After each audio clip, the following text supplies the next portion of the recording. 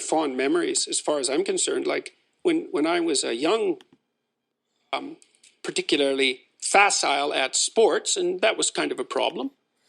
Where I grew up, it was still a frontier place, and some for yourself isn't going to be of much utility. You should get out there and do what you can do. And master also was very encouraging to me in that he believed that I could do whatever I put my mind to.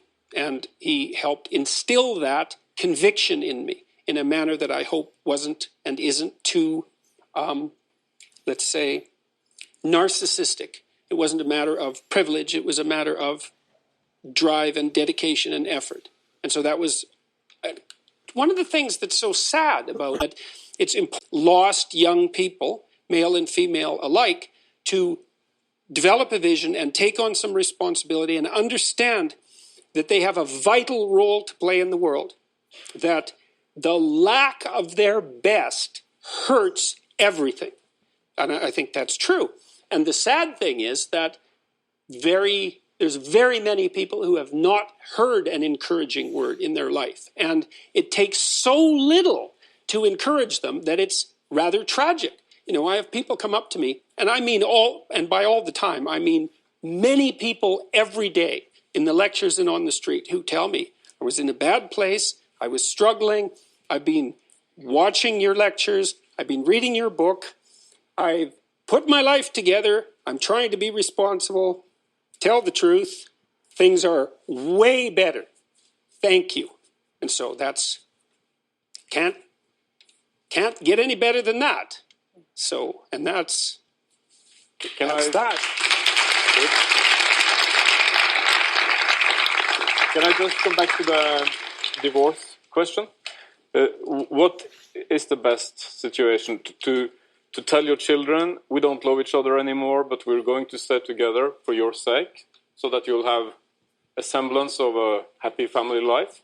Or to say, I'm sorry, this doesn't work, we'll continue to love you, but we'll part and we'll love you the rest of our lives, and maybe we even can be happy on our different Well, sometimes, often, you have to make the best of a bad lot. You know, I mean, sometimes the best possible choice isn't there in front of you. And I would say, well, it's generally up to each person to decide under the circumstances which of those pathways forward would be likely to cause the least amount of misery. Well, you know, for you, for your wife, for your kids, you know, you have to balance all of that out. That's not an easy thing to do. I would also say that by the time it comes to the point where you're divorcing, all you may have left are one of two suboptimal choices. And, you know, so part of what I do as well is to try to lecture about what sort of interactions might facilitate a marriage such that it's less likely to end up in a situation like that. Now, sometimes people have irreconcilable differences and there's nothing that can be done about it. But often people are not good at negotiating, partly because they won't admit what they want, because then they know if they're not getting it. They make their criteria for failure clear, and that frightens them. So they keep themselves vague. Because they don't know what they want, they can't communicate it to their partners. And they don't know how to do that anyways, because they're not very good at negotiating. And then they avoid conflict. And so then the conflict, because when you avoid conflict, all you do is store it up for the future. And, you know, I've seen lots of people on the brink of divorce and in horrible marital situations, horrible family situations. And, you know, they have 25,000 disputes that haven't been settled. And at that point, it's like, maybe divorce is the best option. But that doesn't mean that it was the best option from the beginning. So hopefully people can learn to negotiate and to tell each other the truth, and that will increase the probability that they can maintain their relationships in a stable manner. And I'm not suggesting, by the way, that you didn't do that, because I don't know anything about your situation. So, but I'm a little bit surprised that you don't take into account our level of irrationality. We're super irrational people. When you discuss, it's like we can all just agree on these things and look at the science and we'll fix everything. That's not how we. Oh, we no, work. I don't think people are irrational at all. And I think that it's very difficult for us to negotiate. And it's amazing that we ever live in peace at all. Yeah, it's tremendously difficult. So tell me, one last question. When are you irrational yourself?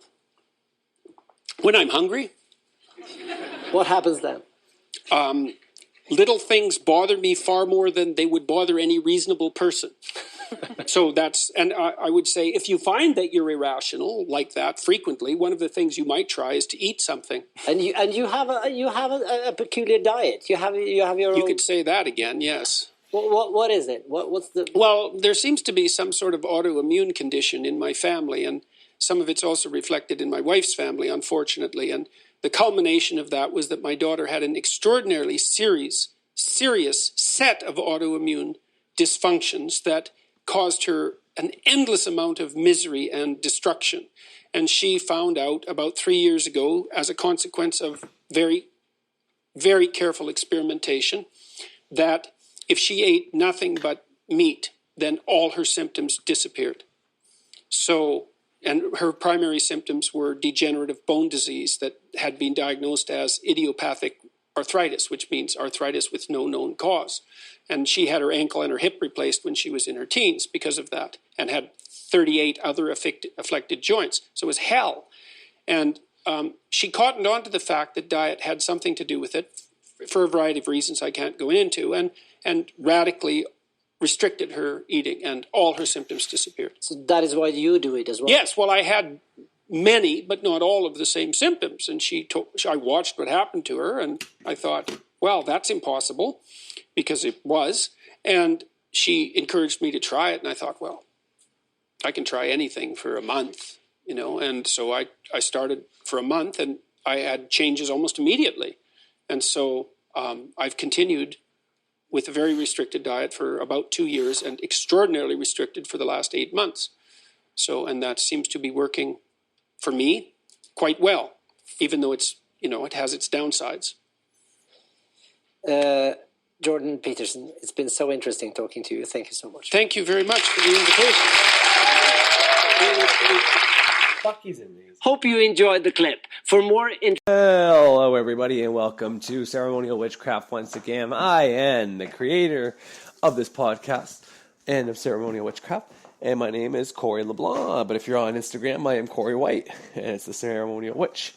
On YouTube, I believe it's Ceremonial Witchcraft, but I think you can still find it by putting in Corey LeBlanc. And I have a website, ceremonialwitchcraft.com, which just basically links to my pages, but it also shows various books that I have that if anybody wants to send, I think there might be links on there for books as well. But anyways, so before I started, I played about a 6 or 8 minute clip.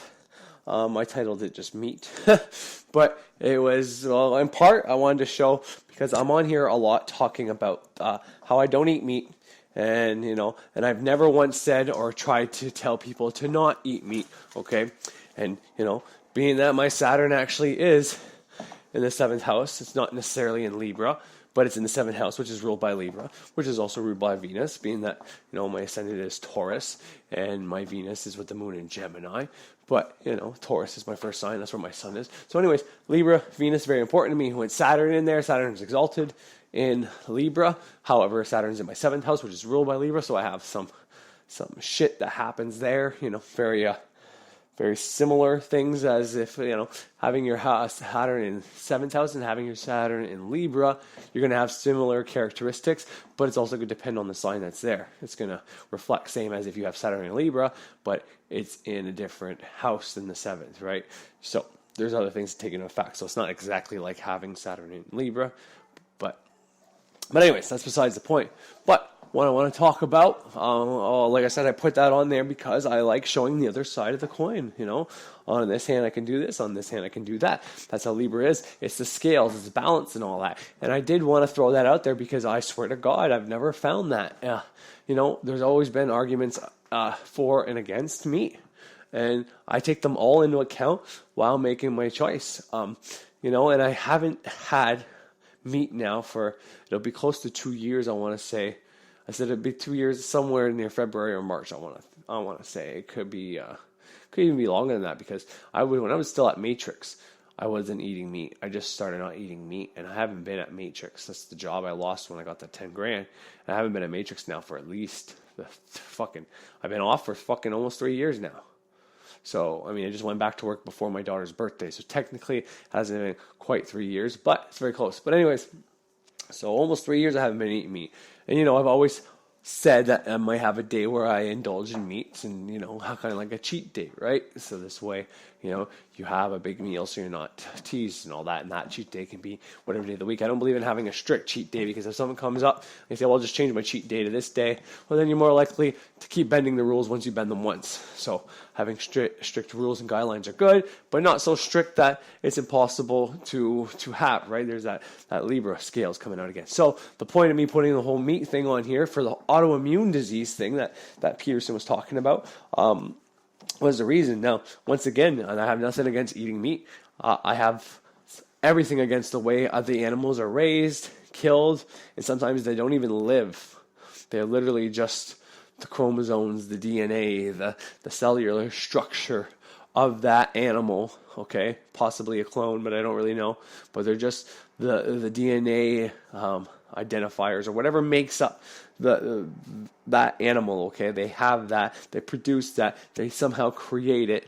And, I've seen these horrible videos that I hope to God are just fake, but of like chickens that are all just in a fucking container, like a marine container, like those containers you see on boats or in big fucking boat yards or whatever, or transport yards.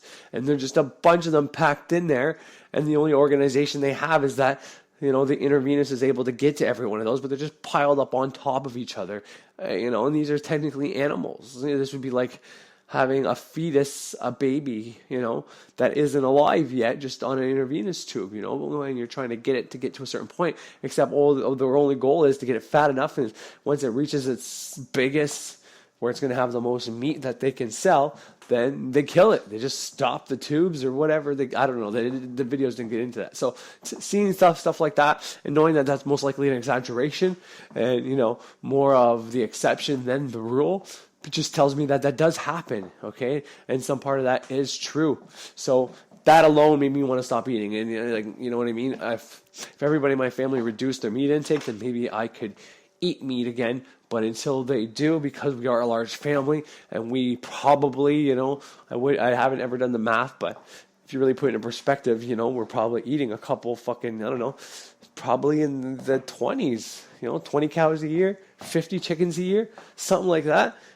I don't know, I wouldn't doubt it. And every animal like that times every family, if that's just, how many 7 billion people in the world, if you just take half of that, 3.5 billion, and you figure, out of those 3.5 billion, we'll do a small number. Everybody's eating 5 chickens a year and 5 cows a year. You know what I mean? If you take that number, you know how gross that is? It's technically not even sustainable. I don't even think there's that many farms and that much time to be able to produce that meat. So you got to ask what's going on.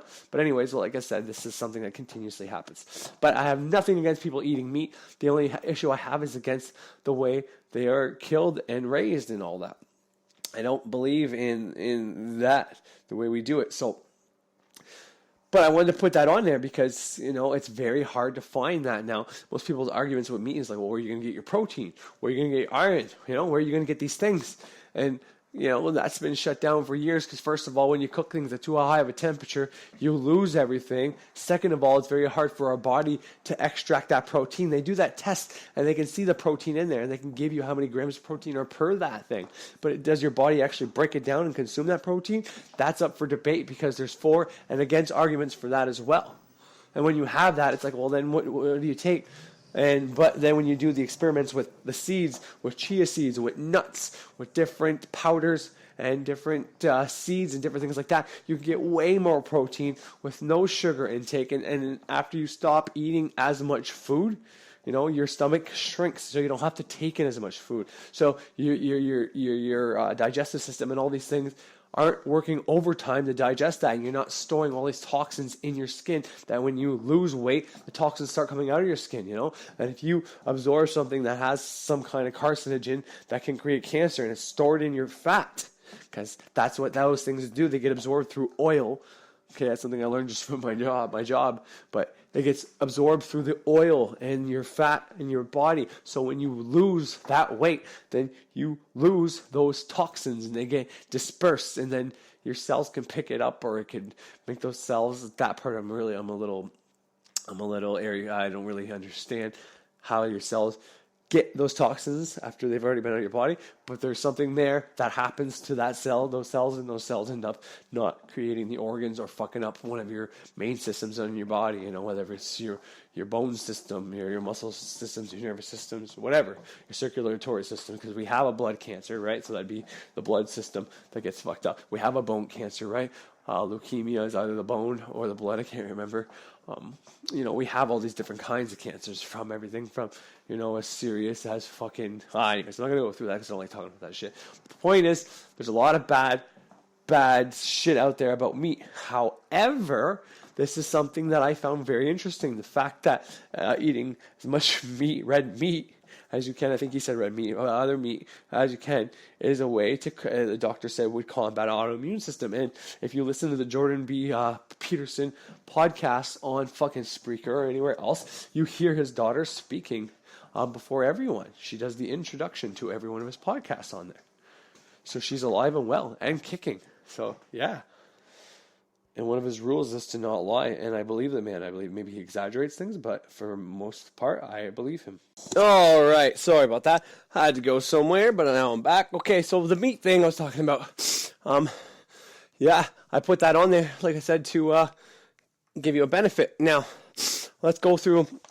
All right, so if eating meat helps somebody who's got autoimmune disease. Well, what's autoimmune disease? Okay, well, from what I know, is when your system, right, your immune system, mistakenly attacks your own body. Okay, so autoimmune disease, that's your immune system, right? It guards against the germs, like bacteria. Well, I think mainly the bad bacteria, because there is good bacteria. There actually is good germs, right? Excuse me. And viruses, right? So that's the job of your immune system, is to fight off bacteria. And generally speaking, I think that'd be the bad bacteria. That's not beneficial for your body. But maybe I'm wrong about that. Maybe it's all bacteria.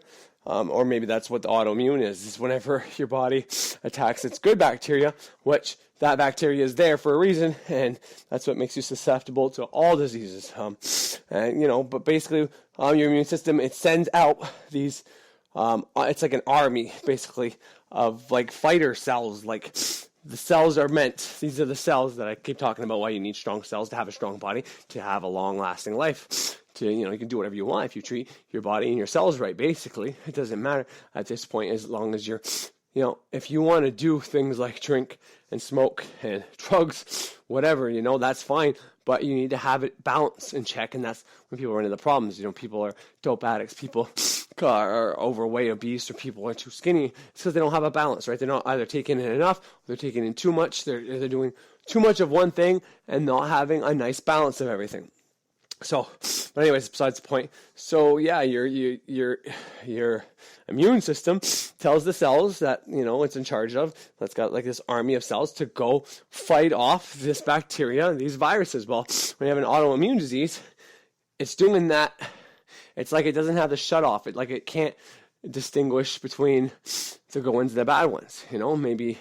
Maybe you have all good ones and your immune system is just bored, so it goes out there and does whatever. Maybe that's a good way to look at it or not. I don't really know. I'm not a doctor. I'm just telling you what Peterson said about the meat, the autoimmune system, and I'm telling you what, the definition of autoimmune disease is, basically. So, and using my mind, and I'm not saying this is accurate or inaccurate, so this is all, I'm just, what's the word? Starts with S. Oh, speculation. This is all speculation, right? And part of my opinion. But if to cure autoimmune disease, which autoimmune disease is your own body attacking its own systems, its own good bacteria, its own good germs. I could put on not a Jerry Tennant, but one of the three amigos, Bruce Lipton, I want to say, or it's the other guy who talks about this. But your body has good germs, and all this. He goes way in depth in this, and this would be very beneficial, and this is probably where some of this is going to come from. But if if eating meat, okay, having those carcinogens, the things that are bad in meat, the things that your body can't break down, the bacteria that comes along with, definitely the different animals have, sometimes they need shots, they need vaccines, which are, your penicillins and shit like that, and then we take that in when we eat that meat. So we're getting either the bacteria that they were sick from, we're eating it, or we're getting the different penicillins. I can't think of the fucking name, but the thing that attacks infection. So we're putting in extra bacteria, extra germs, extra shit into our body when we're eating that meat, right? So for someone who has autoimmune system, maybe the reason that you eat a lot of meat, so much meat, you overdo it, you only eat red meat, because, Peterson said he had the symptoms, he did it because his daughter asked him to do it, and he got better, and his daughter is good to this day, and she is still good, you know what I mean? She'll say, stay away from doctors and do your own research and shit like that, but this doctor helped her, so kind of, not all doctors are bad, you know what I mean? Because, Jerry Tennant was a fucking doctor, and he's out there speaking some truth and not going against the medical community, but in some ways he is. He tells you that, and a lot of people say the same thing, that when it comes to fixing bones, restructuring bones, different things like that, our medical advancements are bang on. But when it comes to other things where they continuously just use chemistry, and what I mean by that is drugs for all these different things that can be fixed other ways, and we found and are now true or have facts or have data that says that, you can fight mental illnesses or these diseases like ADHD, or not diseases, but things like ADHD in different ways, than having to give a kid a fucking, not a stimulant, but something, I guess it'd be a stimulant, like a speed. It's an amphetamine, methamphetamines, right? That's fucking crystal meth. Well, that's an amphetamine just like speed, just like fucking Ritalin. Cocaine is very similar to that, but it's not an amphetamine. That is just straight up a stimulant. Point is, if you're eating so much meat, you have an autoimmune system, maybe what you're doing is giving your body something to fight against. Because if your body's eating itself, you're one of those people that are sick, right? So your parents logically put you on the best diet. They do all this good information, blah, blah, blah, blah, blah, right? And you're on this healthy diet, you're only taking good things. And for some reason, your body's still eating itself, right? What the fuck do we do? So what does the doctor do? The doctor says, well, eat as much fucking red meat as you want. He's very vague about it, or maybe he did tell Peterson, and Peterson doesn't want to come out and say it because the guy's got enough controversial shit going on with all the trans crap that happened to him, and I'm not saying that's small or big. I'm not for or against it. I believe that anybody who has transgender and has to deal with that is, by all means, like they probably have a hard enough life as it is, and I'm not trying to minimize that or anything like that. When it comes to that, I have really no opinion because I can't understand what those people go through, and I can't understand, and I've never dealt with anybody like that, so I have no opinion on that. And they're people as far as I'm concerned, and we should all be united as far as I'm concerned. So there's no reason to separate either one of us. And I don't believe, in a sense, that Jordan Peter was trying to harm any trans people. However, maybe the things he did had some initial harm to them, and I think he was just going against the fact that the government was trying to tell us what we have to say. And he was against that. He has said, they've told us before what we can't say, what's politically incorrect or what's socially or morally or religiously or culturally incorrect. You cannot say these things. Like, you can't go to a fucking airport and say you got a bomb, you know what I mean? But now they switched this, they flipped the script and they're telling you what you have to say. And that's where he had the problem. And, it came out through the transgender bullshit. Sorry, it's not bullshit. Every time I say something like that, I catch myself and I feel like I'm degrading the situation. I'm not trying to degrade any situation. I'm just saying, when I say bullshit, I don't mean it has no meaning. So please don't take that perspective or think that's what I'm getting at. But anyways, so, and this is just, like I said, this is just my speculation. So don't think I did research on this and this is fact. But to me, if your own body is eating itself with an autoimmune disease, it's eating all its good bacteria, bad bacteria, all the viruses, everything that keeps your body in order, and your kid is healthy and is getting all the nutrients and everything it needs. Yeah, so if your body is getting everything it needs, like if your kid has the autoimmune disease, that's Jordan Peterson's daughter had the autoimmune disease, right? So as parents, as smart or parents, and smart may not be the right word, because you might be irrational. If you have a sick child, you might not be thinking clear, because the best thing to do, which is one of the reasons why, we go to doctors and we go seek help and whatever, and, we get other people's opinions and shit like that, is because we might not be thinking right? I mean, if one of my kids were sick, and we'll say I lived in the States, I don't have this problem because I live in Canada, but if I lived in the United States and I needed money for surgery, well, I've done illegal things just to make money for myself, like finding my place in the world, basically, so to speak, or, like I sold dope, I ran smokes, I have peddled drugs to the States from Canada, pretty far down too, like illegally going across and getting in a car there and illegally coming back and shit like that. So I've done a lot of this shit, and it wasn't really for that. I mean, I was with a girl who had kids at the time I was doing this, but generally I was just doing it for, the love of money, which is what the Bible says is evil. Not that the root of evil is money, but the love of money is the root of all evil. When you love money more than the thing you're doing for money, as Frater puts it, that's when you are not going to be doing things right, that you're technically going to sacrifice what you love. Sorry, I have something popping up here. Hopefully it doesn't fuck up my recording, but sorry about that. Yeah, anyways, I got rid of it. Okay, so being a parent who has a sick child, it'd be logical to think that you would be thinking illogically. You would be rash. You would be, your kid is your number one priority, and therefore, you would do anything for that child. So once again, if I was in the United States of America where I had to pay for health care, and I actually known a guy who was a doctor who is now a Canadian doctor. And it's not like I know him personally or as a friend, but he was at a clinic one time where I went to the clinic. This is whenever I was on opiates, but before I got help, and he knew it.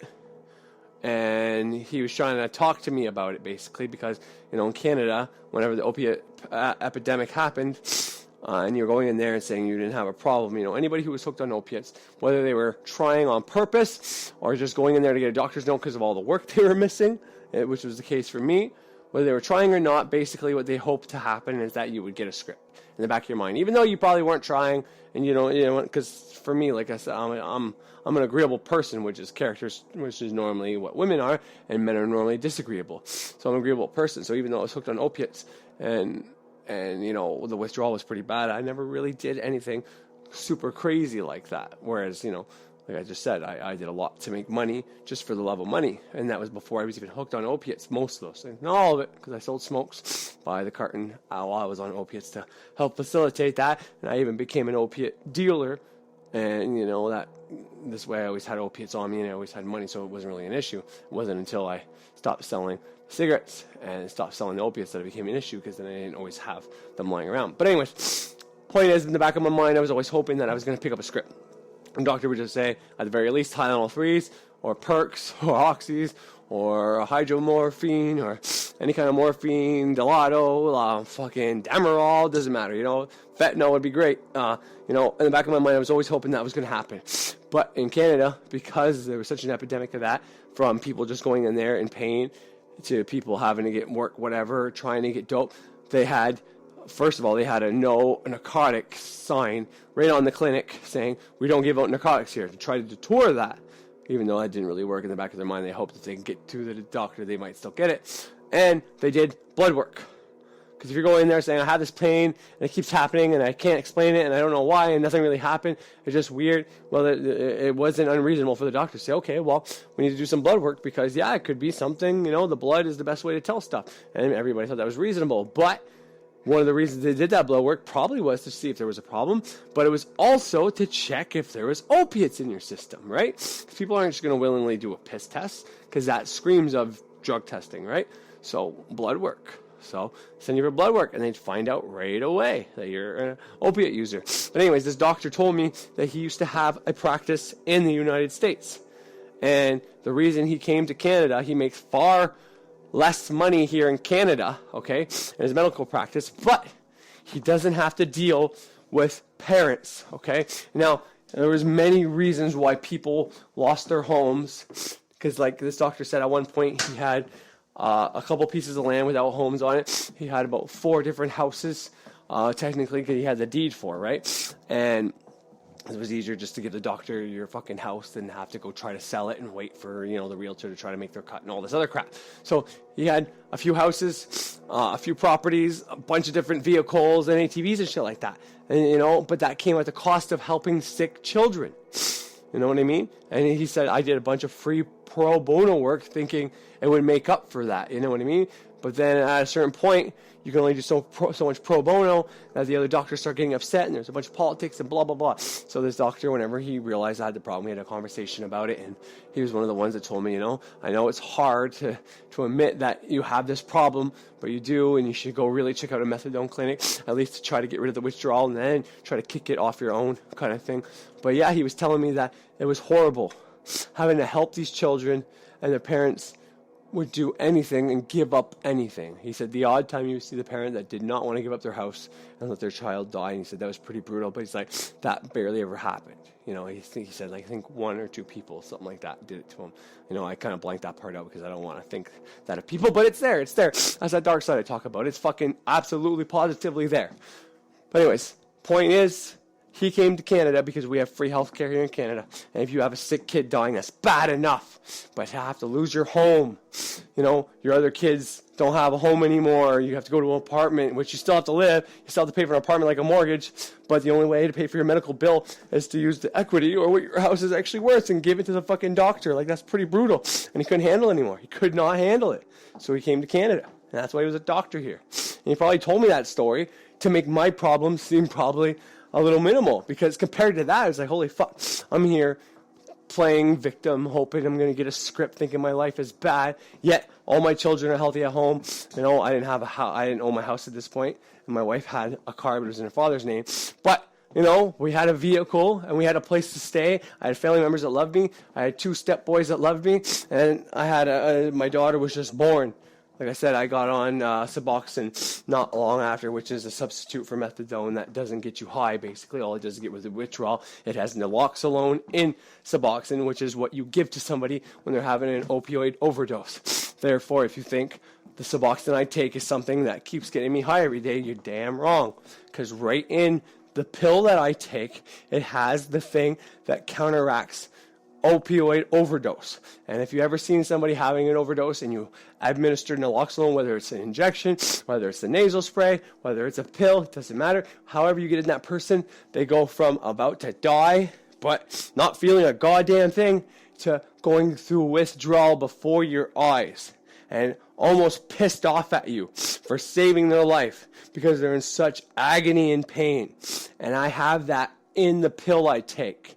It's got a type of opioid in it that somehow gets rid of the withdrawal, doesn't get you high, or maybe it would get you high, but because of the naloxone in there, it also is removing and stopping me from getting high. And because that's in there, I can't take an opioid and get away with it. Now, Suboxone isn't like a miracle drug or anything like that. And, if you are on really heavy heroin or a really heavy fucking fentanyl or really heavy into pills that are of an opioid nature, you may have to go to methadone first, unless you can take 3 days of minor pain. Because, the first 3 days that I started buying Suboxone off the street before I got on Suboxone, because this time there was a 6-month waiting list to get into my clinic here in town, which they no longer have that. It's within days or weeks now. It's very fast. But there was a 6-month waiting period, and I did my blood work not at the clinic itself because I was very leery and I didn't want anybody to spot me and anybody to know I had this problem, right? One of the reasons I didn't want to go to the clinic was because, 1, I had to admit I had a problem, and 2, I had to see people either there that, maybe I knew, or people see me going in there knowing that place is what it is, or at least seeing me go there and figure, hey, what is that place Corey just went to, and figuring it out. So I was very against doing it there. So I did my blood work somewhere else that the clinic said I could do it there, and they'll fax them the answers. Well, they lost my fucking blood work.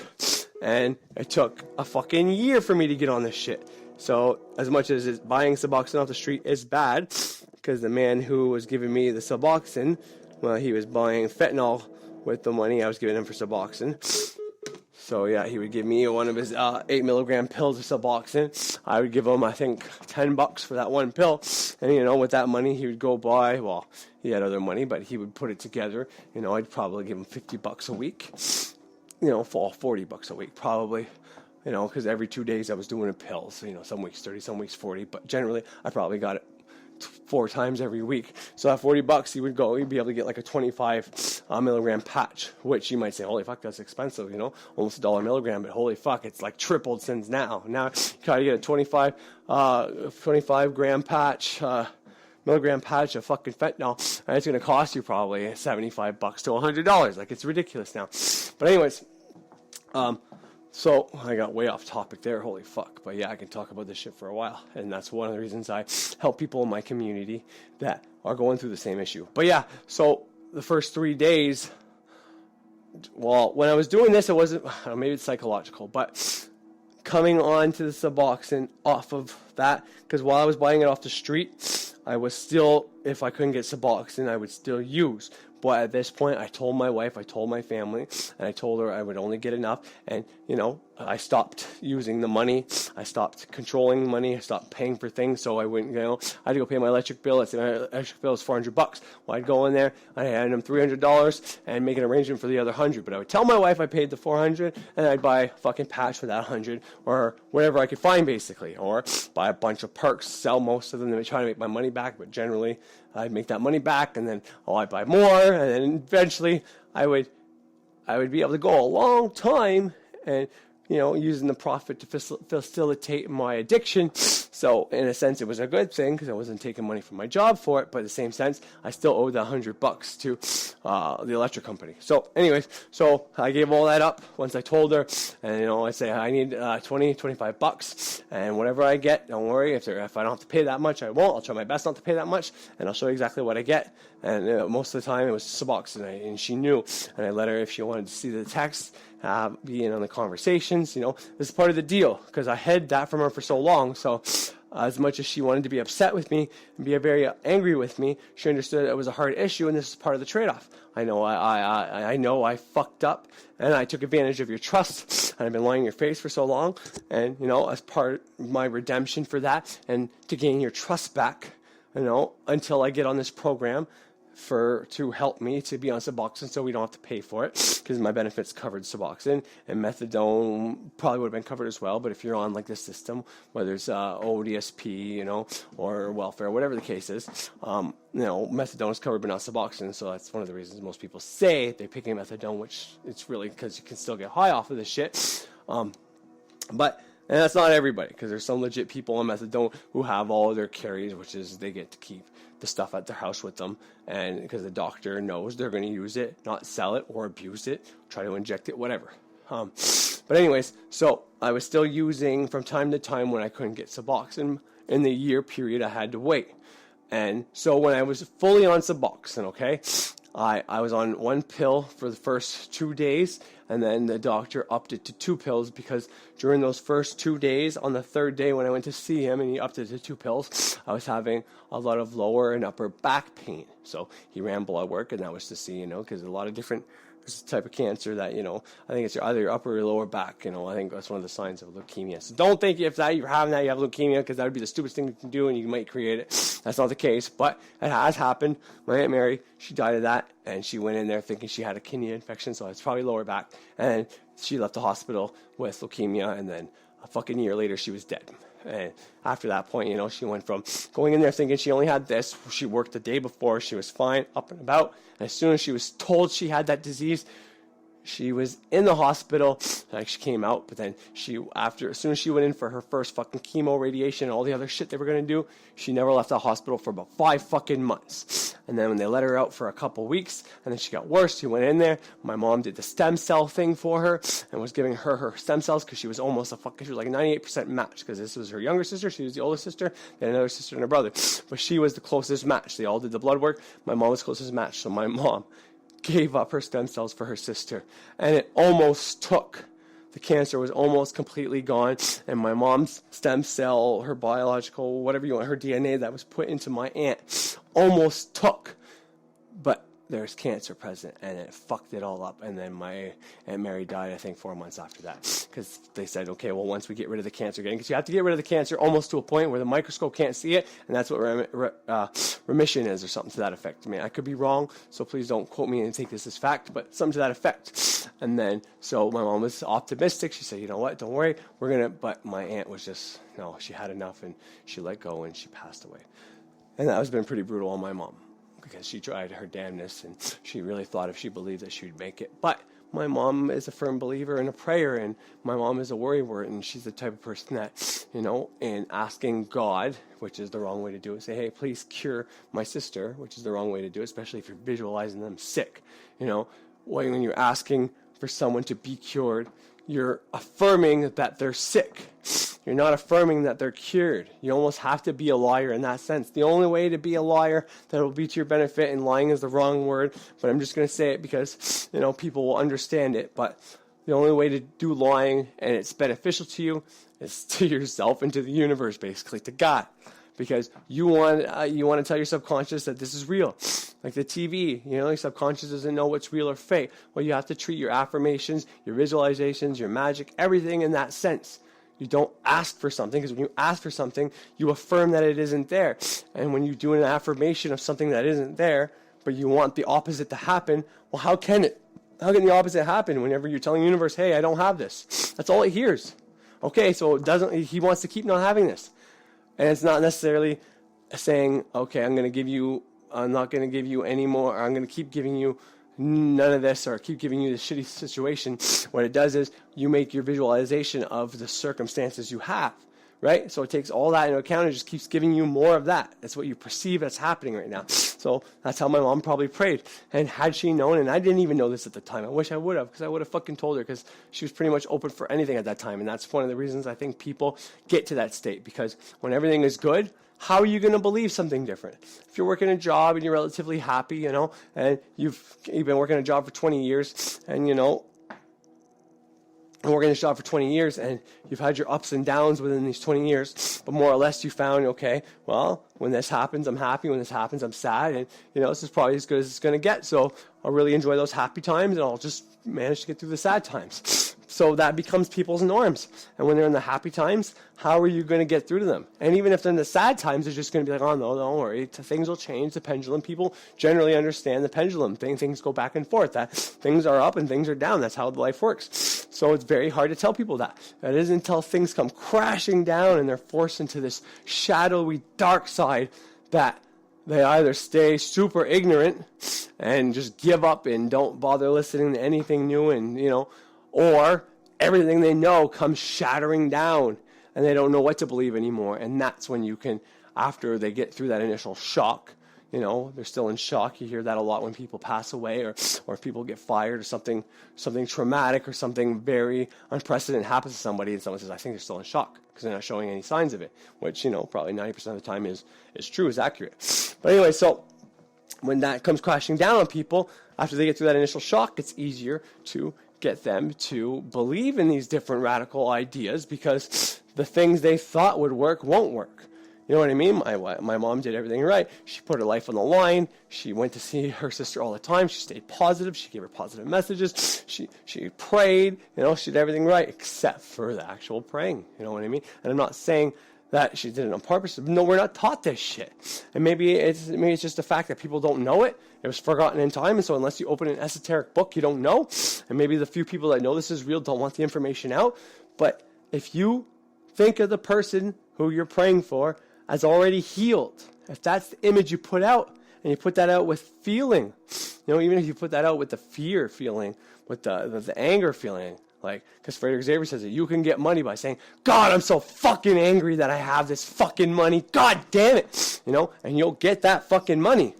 But don't be surprised when you get that money and it's surrounded by circumstances you don't like. So any emotion can get you that. And that's something worth looking into. I'm going to do a video also on that, how you can use fear emotion to bring stuff to you that you may or may not want. So sometimes getting rid of stuff with that emotion is actually better than using the happy emotion to get rid of stuff. Because getting rid of stuff you don't want is not always a happy moment. You know what I mean? It's an emotional time. And sometimes using the other emotion to bring that about can be easier. And I know it's hard to understand, but I'll explain that in a future video. But anyway, so had she done that the right way, you know, everything could have been different. But it's not all on my mom, because everybody did. And even at that time, I was doing it. At that time, you know, I was having a bit of a breakdown in God, and that was before my whole spiritual awakening, or whatever you want to call this, my initiation into magic and all this shit. It was even before I was New Age. But, you know, I wasn't for or against God. I knew there was a creator, but I knew the religious doctrines I couldn't believe anymore and stuff like this. So, but yeah, I still prayed because I wanted my aunt to be around, and I was doing it the wrong way too. So I'm not just blaming my mom or anything like that. I think everybody in our family was doing it that way because that's the only way we knew. And if everybody in the world only knows how to pray by asking God, please, please, giving God an ultimatum like, I'll do everything right if you just do this for me, do this one thing for me, you know? And then when it happens, you say, oh, fuck, I never promised. I never promised. Or you blame it on coincidence and you don't do what you said. And then whenever it comes time around again, you ask it, and then God doesn't answer you and you get all mad at him. Well, and the last time you never even kept your end of the bargain. And that's God's fault. But anyways, besides the point. Point is, that's how this shit works. And I don't know how I got on. Oh, yeah, the back pain and the cancer thing. So that's besides the point. But, holy fuck, I forget where the fuck I was going with all that. But yeah, so that was a trade-off for me and my wife to have, and regain her trust. But, for the first 3 days, when I was on just the one pill, he upped me to 2 pills. And for those next 3 days, well, probably, I think it was only like 1 day, and then the second day was better, and the third day I didn't feel it anymore. So, point I was trying to get at was, if you decide to go on Suboxone, which is not what I want to talk about today at all, so I'm sorry. But anyways, I'll just finish this line of thought, and I'll go back to the whole meat thing.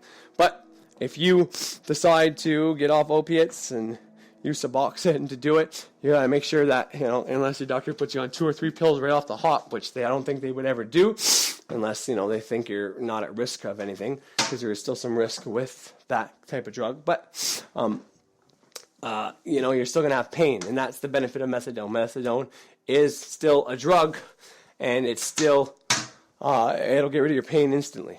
And some people can't do that, right? But I was strong enough to do that, and I'm better for it, because now I don't look for opiates, you know. I have that opiate blocker in me, and I can't. It's better for you in the long run.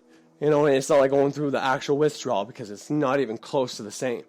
You know, you can drink a beer and have no pain and while you're doing that. But anyways, that's done with that thought. I'll get back to the whole meat thing that I'm trying to hit at. Oh, anyways, I'm going to get back to the whole meat thing. So, I went to the doctors, and, you know, a doctor having to come to Canada because he couldn't handle that. So what I was just trying to get to by that was saying that when you have a sick kid, I think a parent would do anything. And if I was somebody in the States, you know, I wouldn't care if I went to jail. But if I got enough money, you know, even if the doctor said there was only a 40 or 30 or 20% chance that this surgery will work, but the alternative is not doing the surgery and they're going to die, okay? If I didn't know what I know now about, you know, all the different ways to heal, whether it's Reiki or, you know, all these different fucking ways of healing, you know, even pot smoke apparently, and different marijuana things can heal a person, okay?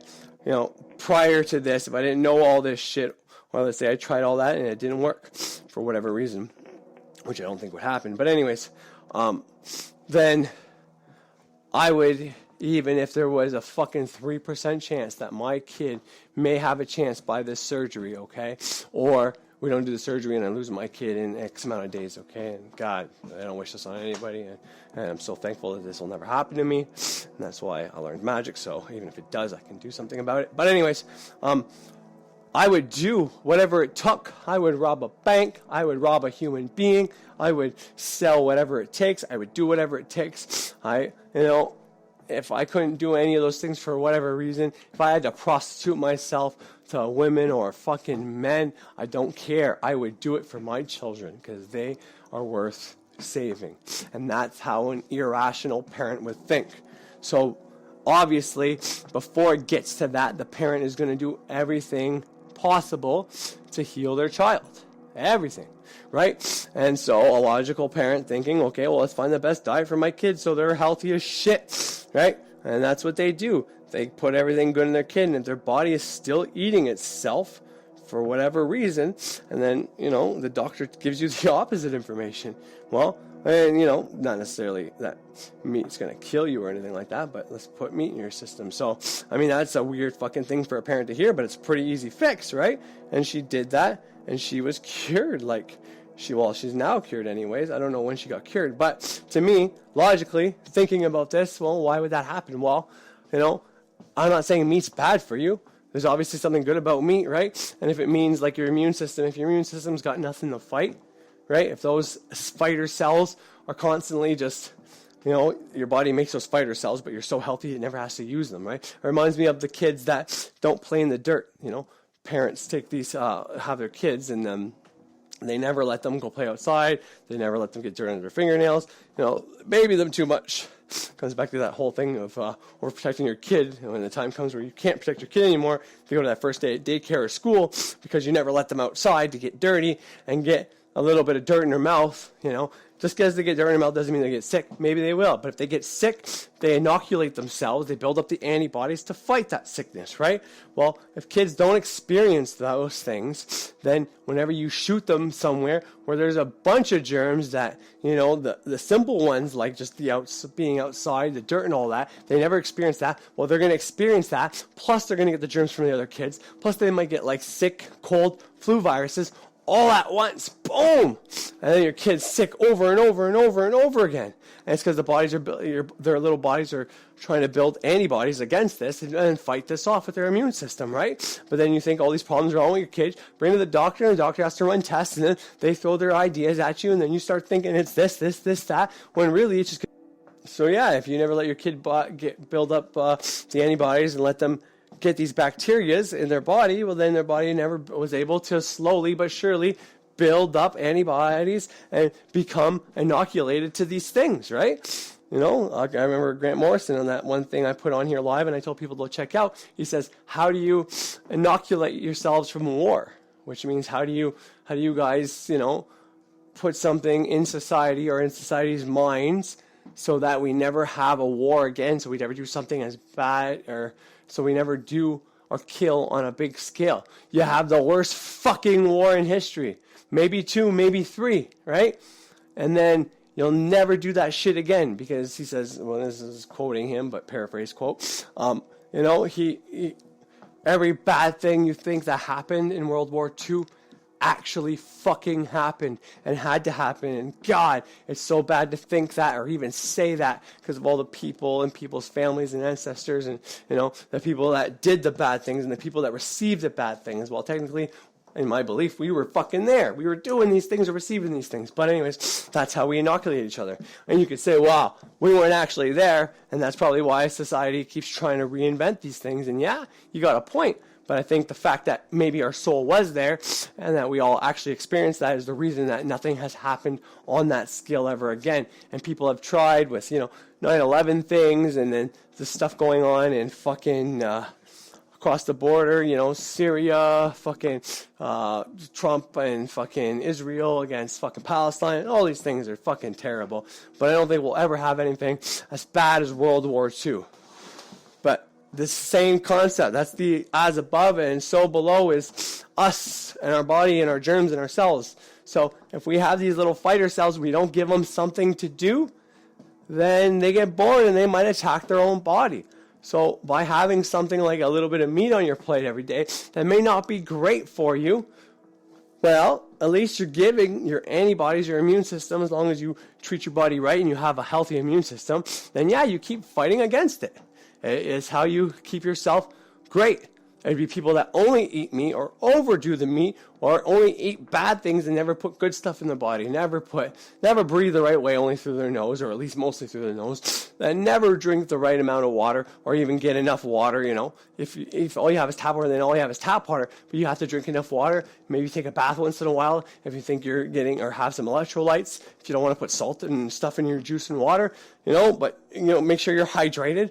Make sure you're putting some kind of electricity in your body through a mineral, through electrolytes or something to that effect, Make sure you're eating a wide variety and getting the right vitamins for your body. You can watch Santo Bonacci's videos where he goes through your signs and which people should have which vitamins. And he says Tauruses or, earth signs should have this earth sign. But technically we're made up from all those signs. So what I would suggest is just every salt or mineral he suggests on there that keep you healthy, have a variety of both. And maybe whatever is your ascendant sign, well, you maybe take a little bit more of that. But you could fuck around with that and see how you feel and shit like that. But he's got the Salts of Life video. Maybe I'll when I get a chance, I haven't put any links on in a while. I'm going to probably try to do that this weekend. Last weekend was Thanksgiving, so it's too busy. But yeah, I'll try to link to that so you watch that. But, he's telling you exactly what minerals your body needs. And like I said, the Himalayan sea salt has 82 minerals in it. But, stuff like that. If you do everything right,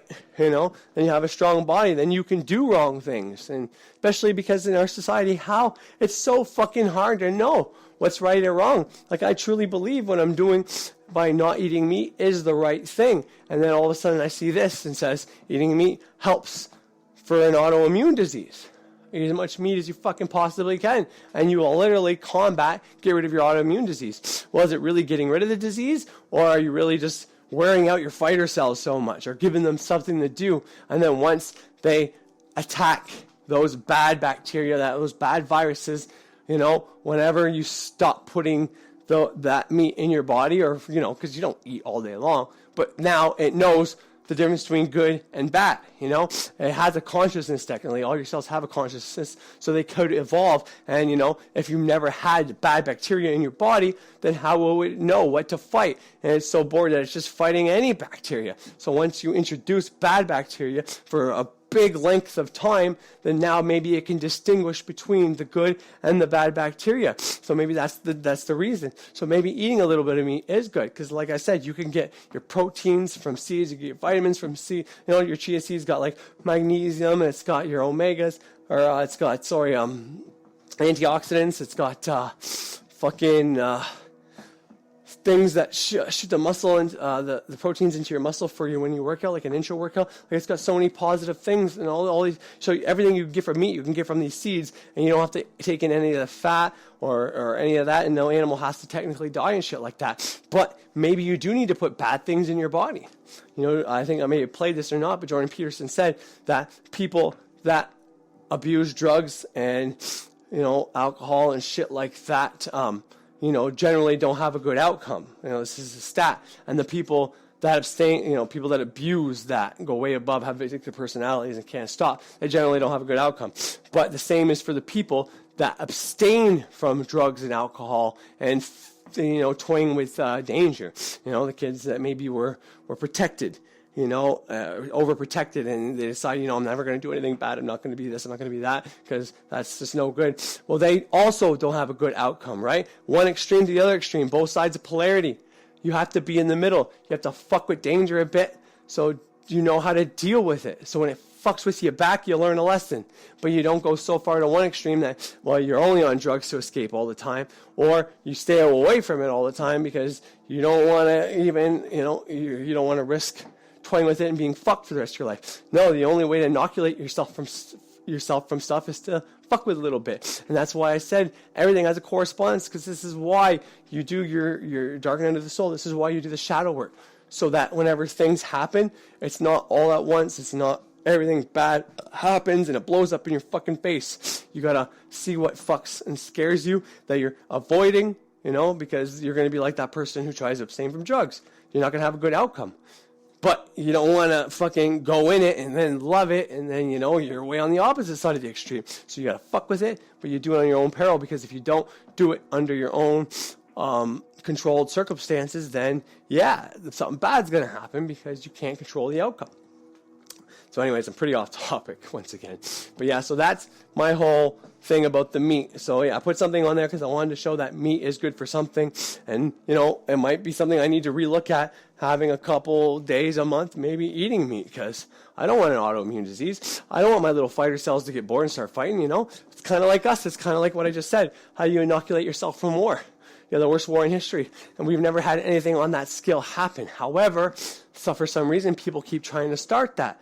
And we kind of gravitate towards that, right? I don't think we'll ever have something that bad, because we can recognize the symptoms and the signs. That's one of the reasons Peterson is so adamant about what he's saying, is because last time people started saying your group identity is the most important by identifying people not by an individual but by their group, then we had the Nazi Party, we had the Soviet Union, we had what's his name, Mao in China, all these fucking different concentration camps in these 3 different countries, Germany, Russia, and fucking China.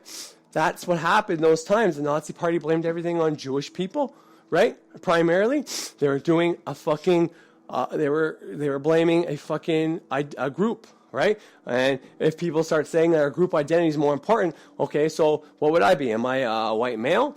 Am I a 30-year-old? Am I a Roman Catholic? Am I actually a magic practitioner?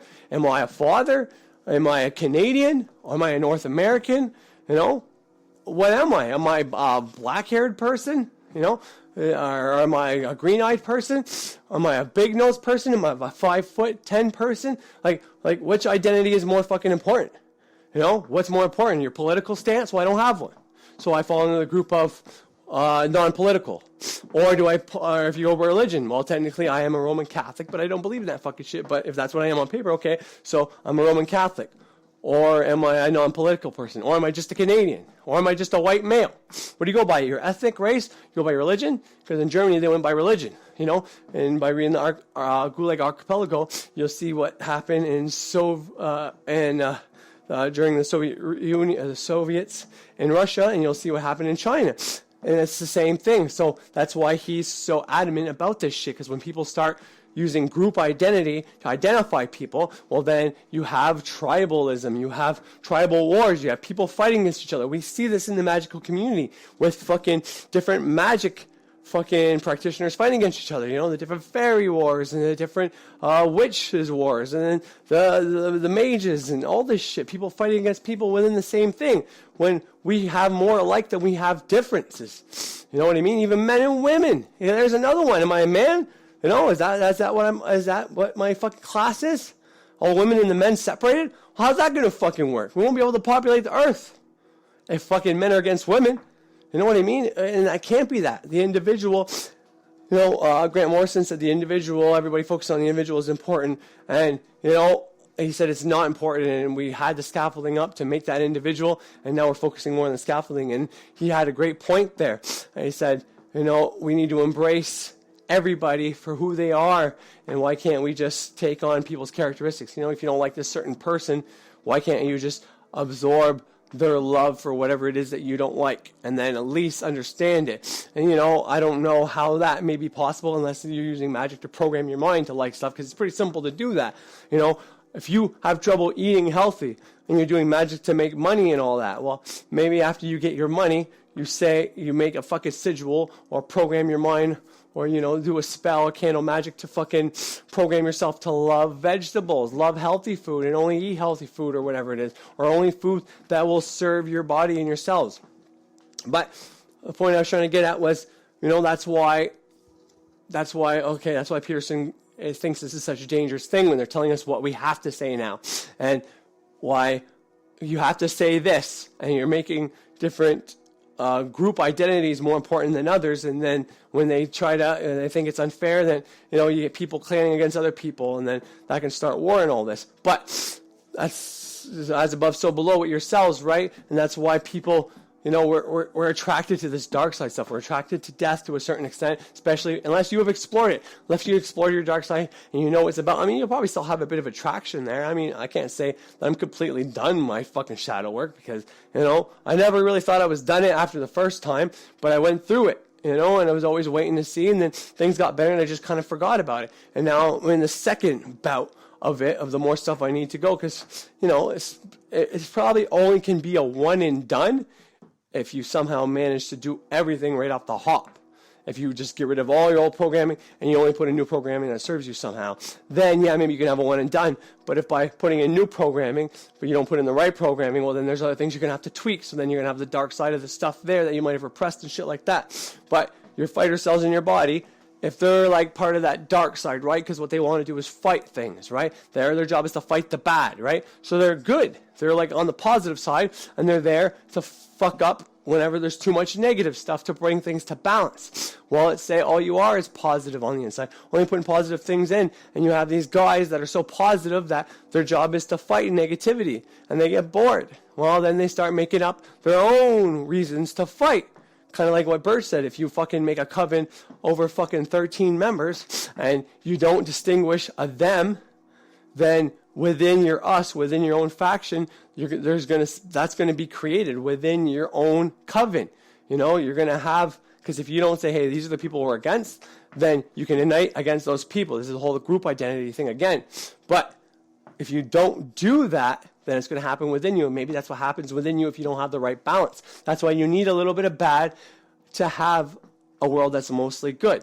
And if you have a world that's mostly bad, well, there's going to be a little bit of good there as well. That's the whole fucking yin-yang situation. So maybe even if we know something is bad for us and potentially dangerous, maybe we should still be taking in a little bit so that that part of our body doesn't develop its own consciousness to just start eating itself alive. It has something to fight. And that's kind of like I said with the Jordan Peterson thing, where he said that people that abstain from all bad things and don't flirt with trouble have a bad outcome, just as bad as an outcome as the people that fucking way overdo it flirting with trouble, and all they do is fucking trouble things and end up in jail or whatever. So, I got so much more to say about that. I can keep going because there's so many more things coming to mind.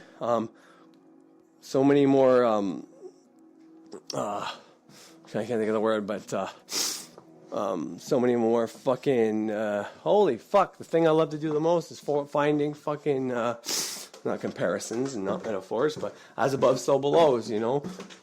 Anyways, that word will come to me later. But, you know, there's so many that can be found within this. And, you know, like I said, with that thing with Birch, you know, finding us, or defining the us versus them, all right? When you use that theory, it's for the greater good of your own coven, right? And, you know, you can be the kind of person that doesn't believe in us versus them all you want, but it's not going to really serve you. And the reason is, as already previously stated, why it won't fucking serve you. And it's because, sorry, I'm trying to make my lunch at the same time because I haven't made my lunch yet, and I got to work for 2:30, and right now it's 1:48 technically.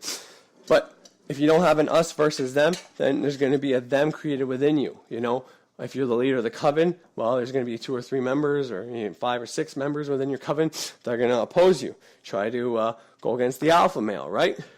Basically, kind of like, and that's tribalism. And, you know, it'd be a perfect world if we didn't have to do that, but also you wouldn't be able to distinguish the good from the bad if we didn't have that. But anyways, all that to say that, you know, meat, if you have an autoimmune disease, meat's good for the autoimmune disease. And I wanted to put that on there so people don't think I am against eating meat, because I'm not. Like I said, I don't not like the taste of meat. I just do it because I don't believe in the killing of the animals.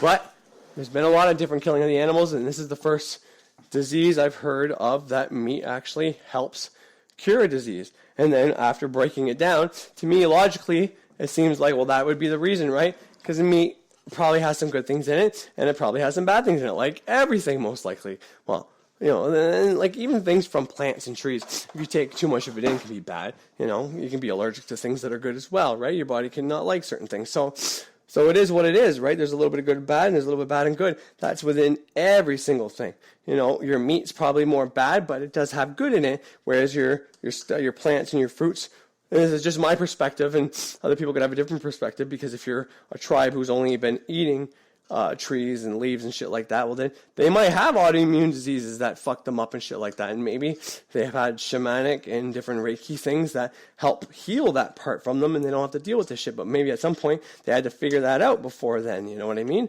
But to them, you know, meat might, so somebody like that who's only been eating that, if you have a kid who's only a vegetarian, well, they're going to be lacking a lot of things.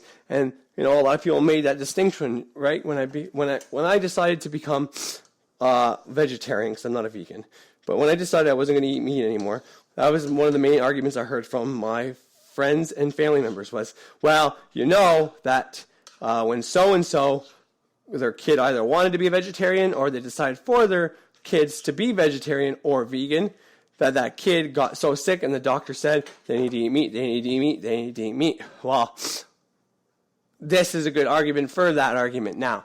And that's exactly what I'm going to probably use. Well, if you know why or what the doctor said or what was the cause or what was it about the meat they needed to intake to fix whatever the problem was, and if they say yes and they give me something, well then, then I won't be able to whip out my argument. But if they say no, but most likely it's this and this and this, or, or they just make up whatever, then, like say, well, I know of meat being the cure for autoimmune disease. And, reason being autoimmune disease eats its own fucking body.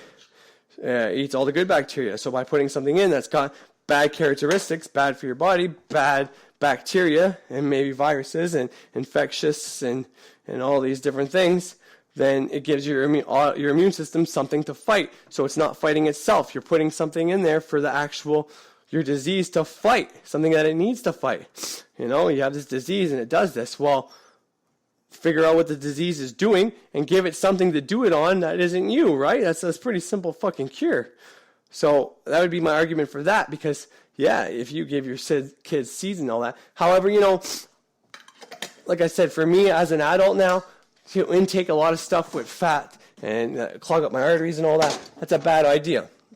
Terrible fucking idea at my age. But as a kid, when you're growing, hitting your growth spurt, taking in as much stuff, protein, whatever, to make yourself bigger, I think is absolutely essential. And that was what I said. If my kids want to be a vegetarian or a vegan, then, once they're the age of they're not growing anymore, after they hit the growth spurt or whatever, then, yeah, sure, fucking fine. But until then, as a kid, I ate meat. I ate all this stuff, and I was relatively healthy. No allergies, no issues whatsoever.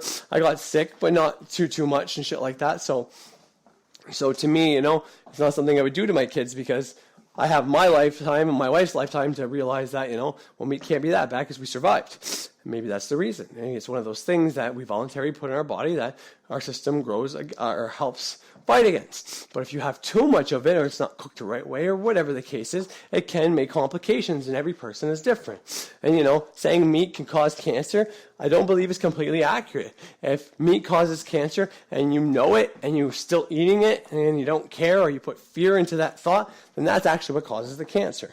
Went through that many times. Alright, so being that it's 2 o'clock, or 4 minutes to 2 o'clock, and, I gotta work for 2:30, I'm either not going to have time to put this episode on, or if I decide to put this episode on, obviously the last couple hours are going to have to be, it's probably going to have about an hour worth of me talking, and then, 2 hours almost of someone else talking. And right now, the last 4 or 5 episodes, the reason I put people on there for covering up the time is not the reason I used to do it. The reason I used to do it was to make up, to use the full 3 hours, that idea that I'm paying for 3 hours of time, so I should use it. Was something that, was going through my head, but at the same sense, it's using more of my library and storage for my episodes. So, technically, I don't have to. So, I would just put an hour episode on if that's all I had of talking. But because I can't leave my data on my phone running it while I'm at work, and because, from when I start work to my next break is actually 2.5 hours, so I wouldn't be able to shut it off from one break to the next, and I can't have my phone with me at work. And, truth be told, working is sometime at least 8 hours that you probably shouldn't have that fucking phone on you because of the radiation shit that comes off it. But anyways, I can't do that. But because I record up until it's time for me to leave for work, I have to be able to have 3 hours of there ready for the autoplay to go, so that it just runs by itself, and whenever it hits the 3 hour mark, it shuts off by itself, because that's all I paid for, right? That's why I've been doing it. So if you listen to it for just me, great. You don't have to listen to the first hour, whatever the case is, but otherwise, yeah.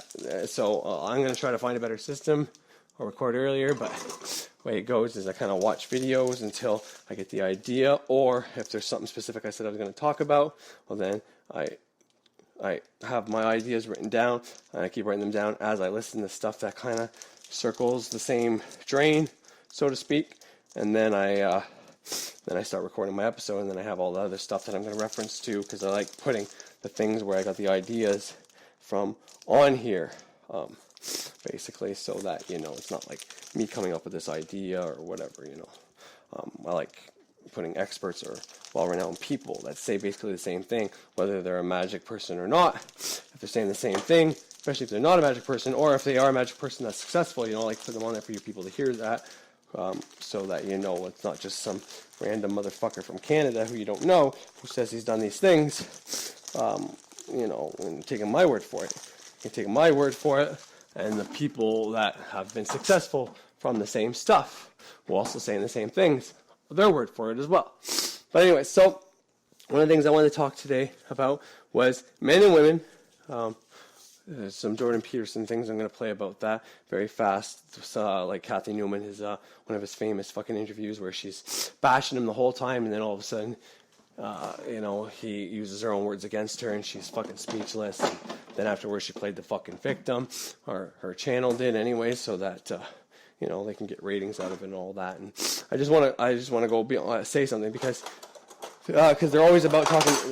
They attack Jordan Peterson for the things he says, but you know, he believes in some of the things he says. Some of the things he says are just the facts, and sometimes it's because these facts support his ideas. But sometimes he just says things because they're facts. You know, about Scandinavia, how they wanted, they gave everybody equal opportunities, meaning, you know, if girls wanted to do the same jobs as boys and boys wanted to do the same jobs as girls, they're going to allow that to happen. They're going to promote it, and, you know, they're going to make exceptions and, you know, make everything as fucking possibly fair as possible, you know what I mean? And they've, even Canada's kind of like that now, but anyway, so they're the leaders in doing this. And what's happened is they figured, because people talk about gender equality, right? Especially in the workplace, that guys get paid more than girls, which I don't see because my wife makes more money than me and stuff like that. But I'm not like in a career, you know, it's not a career we're talking about. I'm not a politician or an engineer or anything like that. But anyways, so they're always attacking Pearson for that. And like I said, it's not his idea, and he's not even the one doing the experiment. He's just the one telling people the answer because, you know, it relates to what he talks about. It relates to some of the dangers that he's trying to point out and some of the things he's trying to teach people in general, but because most of the people watching this stuff are young men, and I think that has to do because, like, women are more smart, is one way to put it, but they're more, you know, they're more goal-oriented, and they know what they want out of life probably at an earlier age, and they get it. They don't stop until they get it, at least like with my wife anyways, and other women like my mom, you know, I've had a lot of strong women around me my whole life, and, you know, I see that, whereas guys are kind of, they try to get, most of them anyways, and maybe it's just me, but try to get away with being a kid as long as possible, because even now, technically, you know, I didn't know what I wanted to do, and I stayed home for 3 years taking care of my daughter, so I wanted to talk about that a little bit, even though it might be controversial. But I think it has a lot to do with the fact that women are, you know, more goal-oriented, more geared for, you know, knowing what they want to do. Maybe it has to do with that internal clock telling them, you know, you need to have kids by this age or else you're not going to have kids, which is a horrible thing for them to have to bear the burden of. And I think they do absolutely well. I had a conversation the other day with my wife and also my friend Justin and Josie, and I was talking about how men and women are different and all that. And you know, how when I was supposed to go get a vasectomy, because I had this weird thing with needles and operations and doctors and all that, and then when it really comes to my cum line, you know, cutting, snipping, or doing whatever with my fucking, you know, whatever connects my balls to my dick hole, my urethra, and all that shit really fucking bugs me, you know? Really fucking does. So I ended up missing, I was 29, I think, and I ended up missing the appointment. Maybe I've already said this story, but I ended up missing the appointment, and when I missed the appointment, they said because I was 29, they have a policy that they don't, if someone misses an appointment, it's because they're unsure, or they're so young, or they may still want to have kids. So they only reschedule that in a year's time to see if we're really serious about it, because maybe it's because of people suing them or whatever the case may be. So that's what happened. And I said, no, I'm serious about it. I just got like a phobia or a fear when it comes to this kind of thing. So that's why I missed, but no, because I didn't want my wife to go through another surgery. She already has 3 C-sections at this point. They said, well, sorry, this is policy, and it is what it is. And maybe I could have fought it and, you know, got a little further, but I didn't. And, you know, we ended up having our 4th kid. And that's how it started the conversation with my friend and his wife. And I said, you know, that's why, at least taking myself as an example, I'm like, that's why you women are tasked with the job of taking care of kids, and unfortunately, you know, you guys are probably the stronger species when it comes to physical pain. You know, that's why there's more guys that do drugs and alcohol and stuff like that, because you guys are deal better with pain, whether that's the pain of life or, you know, the pain of actual pain, like pain of childbirth and surgeries and shit like that, right?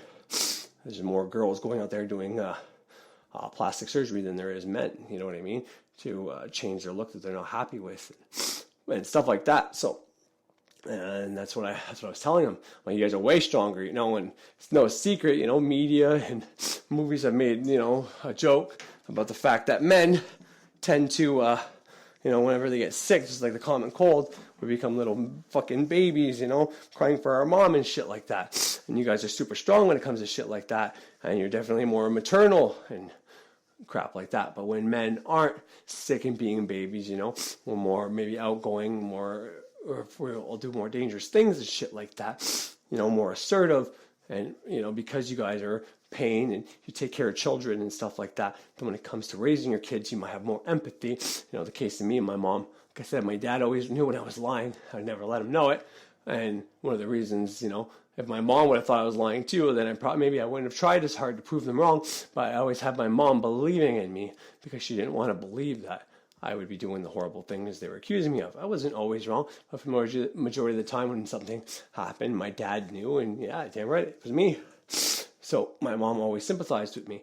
So I said that's kind of like, you know, where men are weak when it comes to being sick, and we couldn't handle childbirth, let alone, you know, the period, the cramps, all the shit you poor women go through. And not even getting into the whole, you guys get bullied and teased at school more, you know, if a guy sleeps around, he's a fucking player, you know, guys look up to him. Girl sleeps around, the girls judge her and the guys judge her, you know. And not all the guys there. Some guys kind of like that thing, but majority, you know, they get the shitty end of the deal doing the same things, and you know that's not fair. That's our stupid society, but it's not fair. And so I'm like, but when it comes to like the parental thing like that, we're here to be the disciplinarians.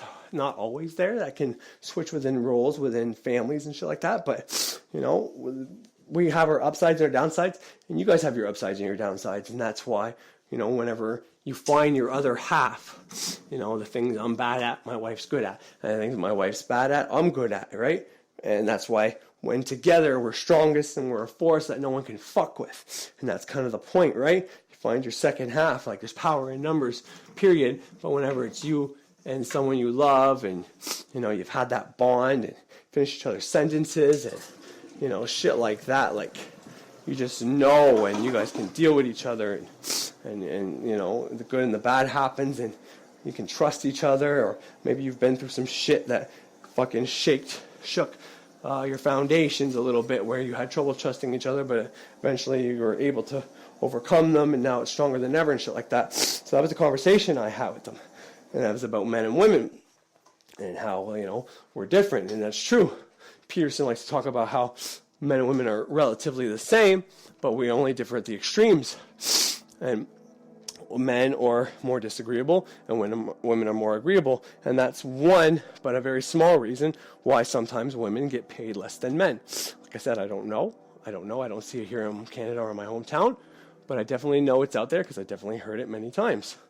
But just to, you know, I am more disagreeable.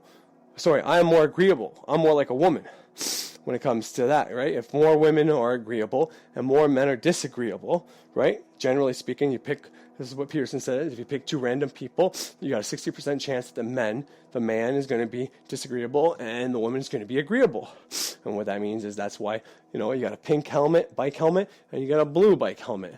Well, the blue helmet, same company, same everything, well, the blue one's going to be cheaper than the pink one because, you know, the pink one, a 60% chance that's going to be a woman buying it for their daughter or for themselves, and a 60% chance that's going to be a man buying it for their son or themselves. And the men's not going to put up with that, so they're going to go look somewhere else, and they rather not lose that, so they knock a couple bucks off. And you know what I mean? That's why that happens. But when it comes to me, and if you look at my birth chart, I've said this before, where my planets are, which, you know, you can say the 7 energies in my body, the 7 chakras, where my planets are on the 12 signs in my chart that make up my body, basically, all right? They are in the negative signs, which means I have more of a negative flow to me than a positive flow. And a negative flow, we know, is the female, and the positive is the male. So like fire and air are positive, or they're male, and water and earth are female, Venus and the moon, right? So anyways, but Jupiter is he is water as well, right? But he's a male. And, but anyways, so that's the next thing I want to get into.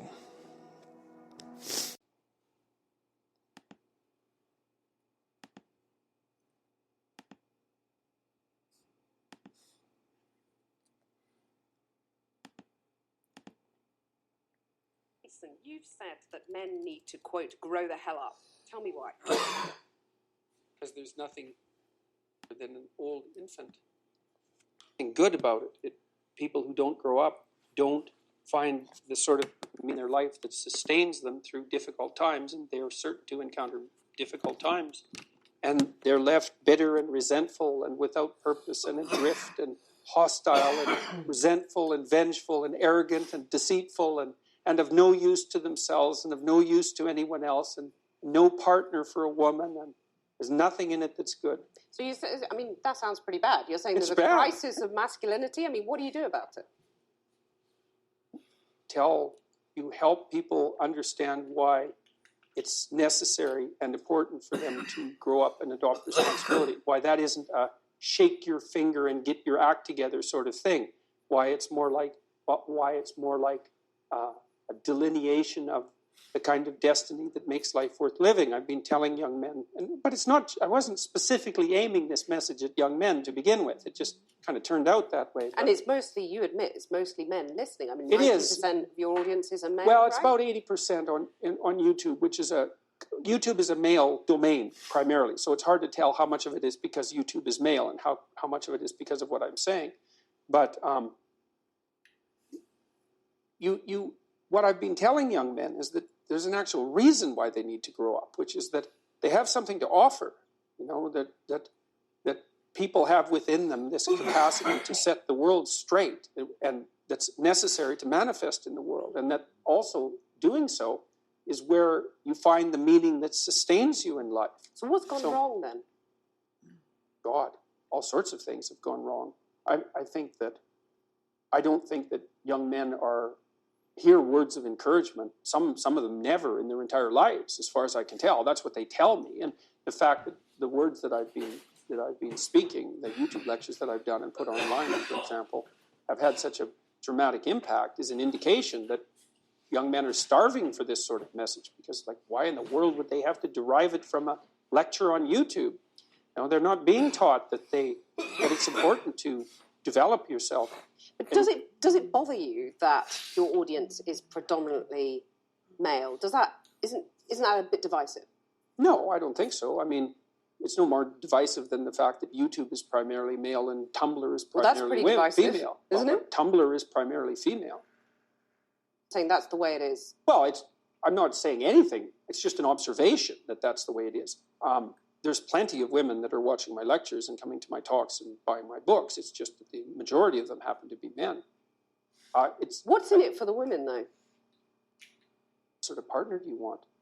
You want an overgrown child? You want someone to contend with that's going to help you and that So you you're can saying rely on? Women have some sort of duty to sort of help fix the crisis of masculinity? It depends on what they want. I mean, it's exactly how I laid it out. Women deeply want men who are competent and powerful. And I don't mean power in that they can exert tyrannical control over others. That's not power. That's just corruption. Power is competence. Why in the world would you not want a competent partner? Well, I know why, actually. You can't dominate a competent partner. So if you want domination, want to dominate, is that what you're saying? No, I'd say women who have had their relationships their relationships with men impaired, and who are afraid of such relationships will settle for a weak partner because they can dominate them. But it's a suboptimal solution. Do you think that's what a lot of women are doing? There's a substantial minority of women who do that. And I think it's very bad for them. They're very unhappy. It's very bad for their partners, although the partners get the advantage of not having to take any responsibility. But what gives you the right to say that? I mean, maybe that's how women want their relationships, those women. I mean, you're making these vast generalizations. I'm a clinical psychologist. Right, so you're saying you've done your research and women are unhappy dominating men. Say they were unhappy dominating men. I said it was a bad long-term solution. Okay, you said it was It's not making the them same miserable. thing. Yes, it is. And it depends on the time frame. I mean, there's intense pleasure in momentary domination. That's why people do it all the time. But it's no formula for a successful long-term relationship. That's reciprocal, right? Any long-term relationship is reciprocal, virtually by definition. Let me put a quote to you from the Sure. book, where you say there are whole disciplines in universities forthrightly hostile towards men. These are the areas of study dominated by the postmodern stroke neo-Marxist claim that Western culture in particular is an oppressive structure created by white men to dominate and exclude women. But then I want to put Minorities too dominate. Okay, sure. But I want to put to you that here in the UK, for example, let's take that as an example, the gender pay gap stands at just over 9%. You've got women at the BBC recently saying that the broadcaster is illegally paying them less than men to do the same job. You've got only 7 women running the top FTSE 100 companies. Yeah. So it seems to a lot of women that they're still being dominated and excluded, to quote your words back to you. It does seem that way, but multivariate analysis of the pay gap indicate that it doesn't exist. But that's So just you not do, true, you- is it? That's I mean, that absolutely 9% pay gap, that's a gap between median hourly earnings Yeah. between men and women. But there's That multiple, exists. yeah, but there's multiple reasons for that. One of them is gender, but it's not the only reason. Like if you're a social scientist worth your salt, you never do a univariate analysis.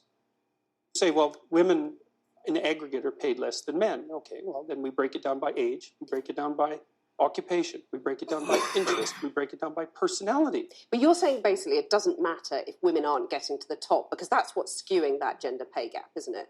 You're saying, well, that's just a fact of No, life. it's saying Women it aren't doesn't necessarily matter. going to get to the top. No, I'm not saying it doesn't matter either. You're saying I'm it's a saying fact there are of life. multiple reasons for it. Yeah, but and they those aren't being reasons, taken into why account. should women put up with those reasons? Why should women be put up with it? content I'm not not saying to that get they to the should top? put up with it. I'm saying that the claim that the wage gap between men and women is only due to sex is wrong. And it is wrong. There's no doubt about that. The multivariate analysis have been done. So I can give you an You keep example. on talking about Wait a second. multivariate analysis. Let me give you an No. example. I'm saying that 9% pay gap exists. Yeah. That's a gap between men and women. I'm not saying why it exists, but it exists. Now, Yeah, but if you you're have a to say woman, why that it seems exists. pretty unfair. You have to say why it exists. But do you agree that it's unfair? If you're a woman, Not necessarily. and on average you're getting paid 9% less than a man, that's not fair, is it? It depends on why it's happening. I'll give you an example. Okay. There's a personality trait known as agreeableness. Agreeable people are compassionate and polite. And agreeable people get paid less than less agreeable people for the same job. Women are more agreeable than men. Again, a vast generalization. Some It's not women a are not more generalization. agreeable than Yes, men. that's true, but that's right. And some women get paid more than men. So you were saying that by and large, women are too agreeable to get the pay rises they deserve. I'm saying that that's one component of a multivariate equation that predicts salary. It accounts for maybe 5% of the variance, something like that. So surely you the need about answer- you need about another 18 factors, one of which is gender. And there is prejudice, there's no doubt about that, but it accounts for a much smaller proportion of the variance in the pay gap than the radical feminists claim. Okay, so rather than denying the pay gap exists, which is what you did at the beginning of this conversation, shouldn't you say to women, rather than being agreeable and not asking for a pay rise, go and ask for a pay rise? Make yourself disagreeable with your boss. Oh, definitely, there's that. But I also didn't deny it existed. I denied it existed because of gender. Okay. See, because I'm very, very, very careful with my words. So the pay gap exists, you accept that, but you're Yes. saying, I mean, the pay gap between men and women exists, but you're saying it's not because of gender, it's because women are too agreeable to ask for pay rises. So It's one of the reasons. Okay, one of the reasons. So why not get them to ask for a pay rise? I've Wouldn't done that be that. a fairer I've done way of that proceeding? many, many times in my career. And they just I've don't. counseled. Oh, they do it all the time. So one of the things that you do as a clinical psychologist is assertiveness training. So you might say, often you treat people for anxiety, you treat them for depression, and maybe the next most common category after that would be assertiveness training. And so I've had many, many women, extraordinarily competent women, in my clinical and consulting practice, and we put together strategies for their career development that involve continual pushing, competing for higher wages, and often tripled their wages within a 5-year period.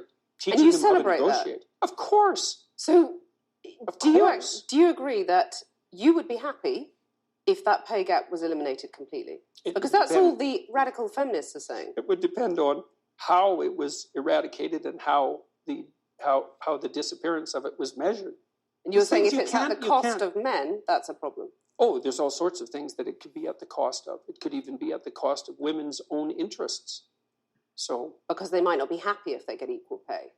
no, because it might interfere with other things that are causing the pay gap that women are choosing to do. Like having children. Or choosing careers that actually happen to be paid less, which women do a lot of. But why shouldn't women have the right to choose not to have children or the right to choose those demanding careers? They do. They can. That's fine. But you're saying that makes them unhappy, by and large. I'm saying that no, I'm not saying that. I actually haven't said that so far. You're in the saying program. it makes them miserable.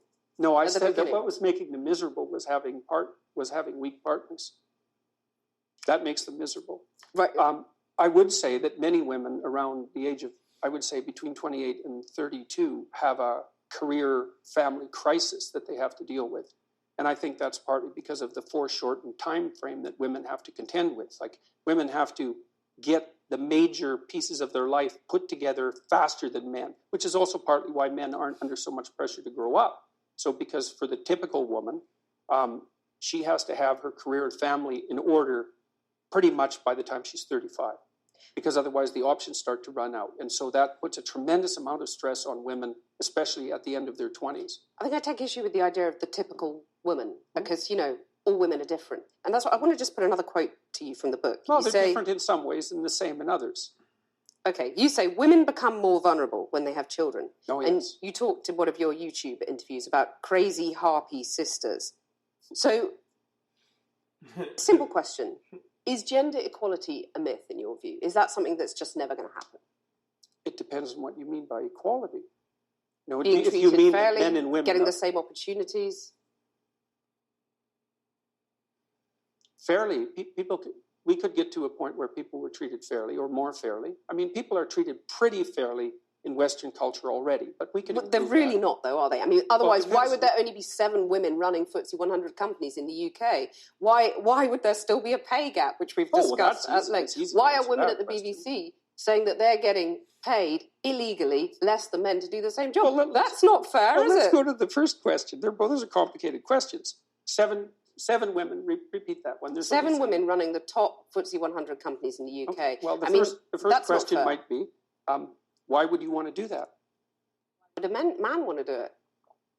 I Well, mean, it's a lot of there's money. It's an interesting There's a job. certain You know? number of men, although not that many, who are perfectly willing to sacrifice virtually all of their life to the pursuit of a high-end career. So they'll work. These are men that are very intelligent. They're usually very, very conscientious. They're very driven. They're very high energy. They're very healthy. And they're willing to work 70 or 80 hours a week, nonstop, specialized at one thing to get to the top. So you're saying women are just more sensible. They don't want that because it's not a nice life. I'm saying that's part of it, definitely. And so I work So you don't think there are barriers in their way that prevent them getting to the top Oh, of there those are some companies? barriers, yeah, like men, for example. I mean, to get to the top of any organization is an incredibly competitive enterprise. And the men that you're competing with are simply not going to roll over and say, please take the position. So let me come back to my absolute question. all-out warfare. Is gender equality a myth? I don't know what you mean by the question. Men and women aren't the same, and they won't be the same. That doesn't mean they can't be treated fairly. Is gender equality desirable? If it means equality of outcome, then almost certainly it's undesirable. That's already been demonstrated in Scandinavia. Because in What Scandinavia... do you mean by that? Equality of outcome is undesirable. Well, men and women won't sort themselves into the same categories if you leave them alone to do it off their own accord. I've already seen that in Scandinavia. It's 20 to 1 female nurses to male, something like that. It might not be quite that extreme. And approximately the same male engineers to female engineers. And that's a consequence of the free choice of men and women in the societies that have gone farther than any other societies to make gender equality the purpose of the law. Those are ineradicable differences. You can eradicate them with tremendous social pressure and tyranny, but if you leave men and women to make their own choices, you will not get equal outcomes. Right, so you're saying that anyone who believes in equality, whether you call them feminists, call them whatever you want to call them, should basically give up because it ain't going to happen. Only if they're aiming at equality of outcome. You're saying give people equality of opportunity, that's fine. It's not only fine, it's eminently desirable for everyone, for individuals and for society. But still women aren't going to make it. That's what you're really It saying. depends on your measurement techniques. They're doing just fine in medicine. There are far more female physicians than there are male physicians. There are lots of disciplines that are absolutely dominated by women. Many, many disciplines. And they're doing great. So let me put something else to you from the book. You say the introduction of the equal pay for equal work argument immediately complicates even salary comparison beyond practicality for one simple reason. Who decides what work is equal? It's not possible. So the simple question is, do you believe in equal pay? well, I made the argument there. It's like it depends on So who you don't defines believe it. in equal pay? No, I'm not saying that at all. Because a lot of people listening to you will just say, I mean, are we going back to the dark That's ages? because they're actually here? not listening. I'm They're just listening very projecting carefully, what and they I'm think. hearing you basically saying women need to just accept they're never going to make it on equal terms, equal outcomes is how you defined it. No, I didn't If I say was that. a young I said woman that equal... watching that, I would go, well, I might as well just go and play with my Cindy dolls I and give didn't up say trying that. at school because I'm not going to get the top job I want because said there's that someone sitting there saying it's not possible I and it's said not that desirable, equal it's going to make outcomes you aren't miserable. desirable. That's what I said. It's a Yeah, bad it's not social desirable. goal. I didn't say that women shouldn't be striving for the top or anything like that, because I don't believe that for a second. Striving for the top, but you're going to put all those hurdles in their way, as has been in their way for centuries, and that's fine. You're saying that's fine. No, I really The think patriarchal I system really is think just that's fine. silly. I do. I think that's silly. I really do. I mean, look at your situation. You're hardly unsuccessful. Yeah, and I have How do battled you quite manage hard it? to get where I've got Exactly. to. Good So that's for you. okay. Battling is good. This is all It's about the fight. inevitable. But you talk about men Why fighting. I mean, let me wouldn't just you- put another thing to you from the book. Why You're wouldn't saying you have to real. battle for a high-quality position? Well, I notice in your book you talk about real conversations between men containing, quote, an underlying threat of physicality. Oh, there's no doubt about that. What about real conversations between women? Is that something, or are we sort of too amenable and reasonable? It's just that the domain of physical conflict is sort of off limits for you.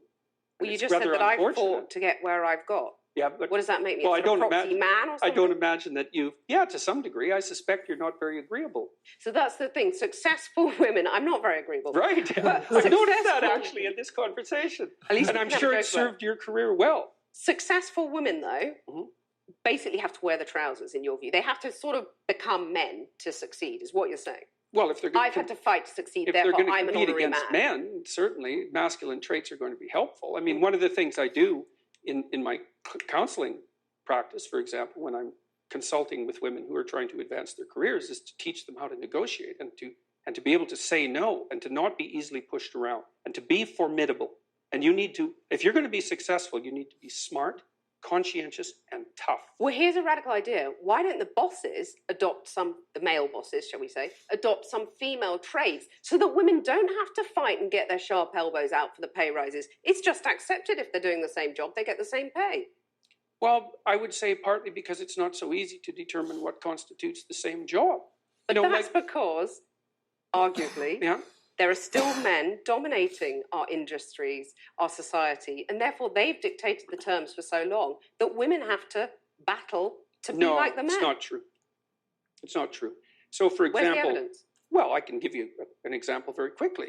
So I worked with women who worked in high-powered law firms in Canada for about 15 years, and they were as competent and put together as anybody you would ever meet. And we were trying to figure out how to further their careers. And there was a huge debate in Canadian society at that point that was basically ran along the same lines as your argument, is that if the law firms didn't use these masculine criteria, then perhaps women would do better. But the market sets the damn game. It's like... And the market is dominated by men. No, it's What not. I'm It's asking not. you- The market is dominated by women. They make 80% of the consumer decisions. That's not the case What? at all. If you're talking 80%. about people who stay at home looking after children, by and large, they are still women. So they're going out doing the shopping. But that is changing. They make all Anyway, the what I consumer want to ask decisions. You, okay, so the what I want to market ask is you- driven by okay, women, not men. Right. Okay, and if you're a lawyer And they in still Canada... pay more for the same sort of goods. That's been proven. That men, you buy a blue bicycle helmet, it's going to cost less than a pink one. Anyway, we'll come on to that. It's partly because men are less agreeable. Right, so they won't put up with it. I want to ask you, it's not desirable to have some of those female traits you're talking about. I'd say that's a generalization, but you've used the words female traits. is it not desirable to have some of them at the top of business? I mean, maybe there wouldn't have They been don't predict a success. banking crisis. They don't that predict happened. success in the workplace. The things that predict success in the workplace are intelligence and conscientiousness. Agreeableness negatively predicts success in the workplace. And so does high negative emotion. You're saying that women aren't intelligent enough to run these top No, companies? I didn't say that at all. You said that female traits don't predict success. But I didn't say that intelligence wasn't. I didn't say that do. intelligence and conscientiousness Well, you were saying that weren't female intelligence and traits. conscientiousness by implication are not female traits. No. I mean, I'm not that's very saying that. dangerous territory. I'm not saying that at all. Are women less intelligent than men, by and large? No, they're not. No, the data on that's pretty clear. The average IQ for a woman and the average IQ for a man is identical. There is some debate about the flatness of the distribution, which is something that James Damore pointed out, for example, in his memo, but there's no difference at all in general cognitive ability. There's no difference to speak of in conscientiousness. Women are a bit more orderly than men, and men are a little bit more industrious than women. But the difference isn't big. But that averages into conscientiousness. Plenty of men who aren't necessarily as Well, of industrious. course. But female but you traits, asked me though, the question. why are they not... Feminine traits. Why let's are they say. not desirable at the top of... Feminine traits, why are they not desirable at the top of It's business? hard to say. I'm just laying out the empirical evidence. Like we know the traits that predict success. But we also know, because companies by and large have not been dominated by women over the centuries, we have nothing to compare it to. It's an experiment. True, and it could be the case that if companies modified their behavior and became more feminine, that they would be successful. But You there's seem no doubtful about evidence that. for it. I'm not neither doubtful nor non-doubtful. There's no evidence. So why for not it. give it a go, as the radical Because the feminists evidence would suggests, say? well, it's fine. If someone wants to start a company and make it more feminine and compassionate, let's say, and caring in its overall orientation towards its workers and towards the marketplace, then that's a perfectly reasonable experiment to run. My point is that there is no evidence that those traits predict success in the workplace. And there's Because it's this never evidence been is- tried. Well, that's not really the case. Women have been in the workplace for at least ever since I've been around. The representation of women in the workplace has been about 50%. So we've run the experiment for a fairly reasonable period of time, but not, certainly not for centuries. Let me move on to another debate that's been very controversial for you. And this is, you got in trouble for refusing to call trans men and women by their preferred personal pronouns. No, I want to that's ask- not actually true. I got in trouble because I said I would not follow the compelled speech dictates of the federal and provincial government. I actually never got in trouble for not calling anyone anything. Right. That didn't happen. You wouldn't follow the change of law, which was designed Not to once it was outlaw law. discrimination. No. Why Well, should that's your... what they said it was designed to do. Okay, you cited freedom of speech in that. Why should your right to freedom of speech trump a trans person's right not to be offended? In order to be able to think, you have to risk being offensive. I mean, look at the conversation we're having right now. Like you're certainly willing to risk offending me in the pursuit of truth. Why should you have the right to do that? It's been rather uncomfortable. I'm very glad I put you on the spot. Well, I'm very glad that I've but you get exercised my my freedom of point. speech. You get my point. It's like you're doing what you should do, which is digging a bit to see what the hell's going on. So And do that you- is what you should do. But And you're do you exercising think- your freedom of speech to certainly risk offending me. And that's fine. I think more power to you as far as I'm concerned. Except you haven't sat there and... I'm just trying to work that out. I mean, Ha, gotcha. you have got me. I'm trying to work about that through in time. my head. Yeah, it took a while. It did, yeah. Took a while. You have voluntarily come into the studio and agreed to be questioned. Mm-hmm. A trans person in your class has come to your class and said they want to be called And that's never she. happened. And I would call them she. So you would. So you've kind of changed your tune on that. No, I said that right from the beginning. What I said at the beginning was that I was not going to cede the linguistic territory to radical leftists, regardless of whether or not it was put in law.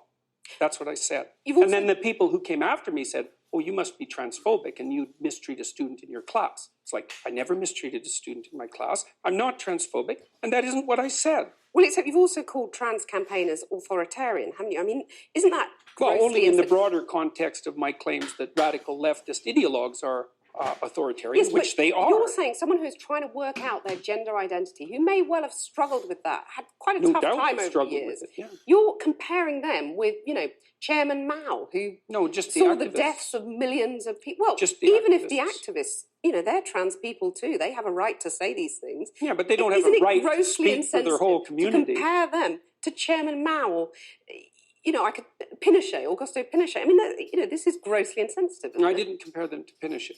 Well, I did compare them to he was an authoritarian. He's a wasn't he? right-winger, though. I was comparing them to the left-wing totalitarians. Okay. And I do believe they are left-wing Mao, totalitarians. Under Mao, millions of people died. Right. I mean, there's no comparison between Mao and a trans activist, is there? Why not? Because trans activists aren't killing millions of people? The philosophy that's guiding their utterances is the same philosophy. Consequences are... Not yet. You're saying that trans activists No. could lead to the deaths of millions of people? No, I'm saying that the philosophy that drives their utterances is the same philosophy that already has driven us to the deaths of millions. Okay, tell us how that philosophy is in any way comparable. Sure, that's no problem. The first thing is that the philosophy presumes that group identity is paramount. That's the fundamental philosophy that drove the Soviet Union and Maoist China. And it's the fundamental philosophy of the left-wing activists. It's identity politics. It doesn't matter who you are as an individual. It matters who you are in terms of your group identity. You're just saying these things, though, to provoke, aren't you? I mean, you are a provocateur. I never said You're like anything. the alt-right that you hate to be compared to. You want to stir things up. I'm only a provocateur insofar as when I say what I believe to be true, it's provocative. I don't provoke. Maybe for humor, you don't set out to now provoke. and then. I'm not interested in provoking. But what about the thing about, fighting and the lobster? Tell us about the lobster. Well, that's quite a segue. Well, the first chapter I have in my book is called Stand Up Straight with Your Shoulders Back. And it's an injunction to be combative.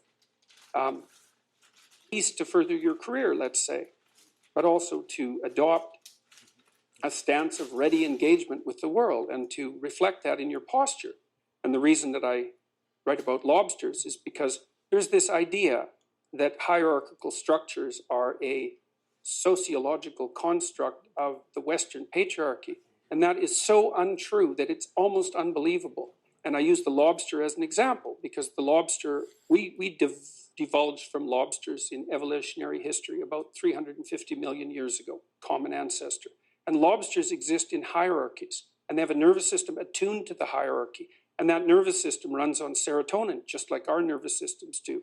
And the nervous system of the lobster and of the human being is so similar that antidepressants work on lobsters. And it's part of my attempt to demonstrate that the idea of hierarchy has absolutely nothing to do with sociocultural construction, which it doesn't. Let me just get this straight. You're saying that we should organise our societies along the lines of the lobsters? I'm saying that it's inevitable that there will be continuity in the way that animals and human beings organize their structures. It's absolutely inevitable. And there is 1/3 of a billion years of evolutionary history behind that. Right? That's so long that 1/3 of a billion years ago, there weren't even trees. It's a long time. You have a mechanism in your brain that runs on serotonin that's similar to the lobster mechanism that tracks your status. And the higher your status, the better your emotions are regulated. So as your serotonin levels increase, you feel more positive emotion and less negative emotion. So you're saying, like the lobsters, we're hardwired as men and women to do certain things, to sort of run along tram lines, and there's nothing we can do about it? No, I'm not saying there's nothing we can do about it, because it's like in a chess game, right? There's lots of things that you can do, although you can't break the rules of the chess game and continue to play chess. Your biological nature is somewhat like that, is it sets the rules of the game, but within those rules you have a lot of leeway. But the idea but one thing we can't do is say that hierarchical organization is a consequence of the capitalist patriarchy. It's like, that's patently absurd. It's wrong. It's not a matter of opinion. It's seriously wrong. Aren't you just whipping people up into a state of anger? And not at all. Divisions between men and women, you're stirring people up. You have any critics of you online get absolutely lambasted by your followers. You've and got to by call me, them off, generally. haven't you? Your critics get lambasted by you. I mean, If isn't they're that academics, irresponsible? not at all. If an academic is going to come after me and tell me that I'm not qualified and that I don't know what I'm talking about, so you're not going to say to your followers now, quit the abuse, quit the anger? Well, we'd need some substantial examples of the abuse and the anger before I could detail that question. There's a lot of it out there. Let's take a more general perspective on that. So I have had 25,000 letters since June, something like that, from people who told me that I've brought them back from the brink of destruction. And so I'm perfectly willing to put that up against the rather vague accusations that my followers are making the lives of people that I've targeted miserable. Jordan Peterson, thank you. My pleasure. Nice talking with you. You fucking... Example of the danger of an echo chamber. Sure. I mean, the same thing happened to some degree in the aftermath of the Kathy Newman video, because what happened the next day was that the Guardian newspaper in the UK posted a story saying, I think the title was something like Channel 4 has to call in security experts in the aftermath of interview. And then in the first few lines, they characterized me with all the epithets that I'm characterized by people who think they hate me. And then they said, well, Channel 4 had to call in security experts and the police. And I read that and I thought, okay, well, you can call in security experts about anything and the police. And the fact that they're called in doesn't provide evidence of any credible threat. It's like it's, and then she turned into the victim of the story. And so I tweeted, I tweeted to her, I said, really, you want to, this is how you want this to go? You want to be, now you're the victim of this, is that right? And then, but I also tweeted, and this was my most retweeted tweet last month, because I just looked at it, I said, okay, fine, look, like maybe I looked at the comments, and they're pretty rough, and there was lots of them.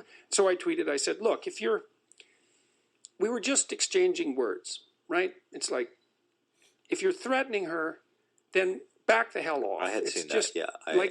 I liked come on, that clue in and leave her be, It's like enough is enough. And it's important to say. Yeah, but the weird thing was that was picked up by a whole bunch of newspapers the next day as evidence that the threats were real. And Of course, sure. Now, then I thought, well, like maybe I made a mistake posting that. That's the thing, because I run into that too. Your critics, anytime you make yourself vulnerable or attempt to do the right thing, the people who are out to get you will always leverage that against you. They don't.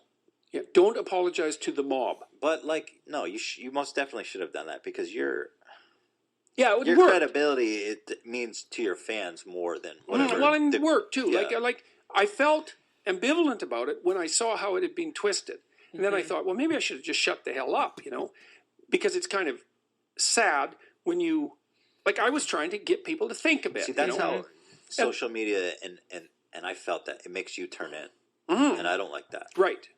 When you're like, man, I shouldn't have said anything. That's right. That's bad. That is bad. So then 20 newspapers picked up this story all through the UK, and I thought, oh, this is how this is going to go. It's like, I had You didn't do anything. Yeah. You got attacked in an interview.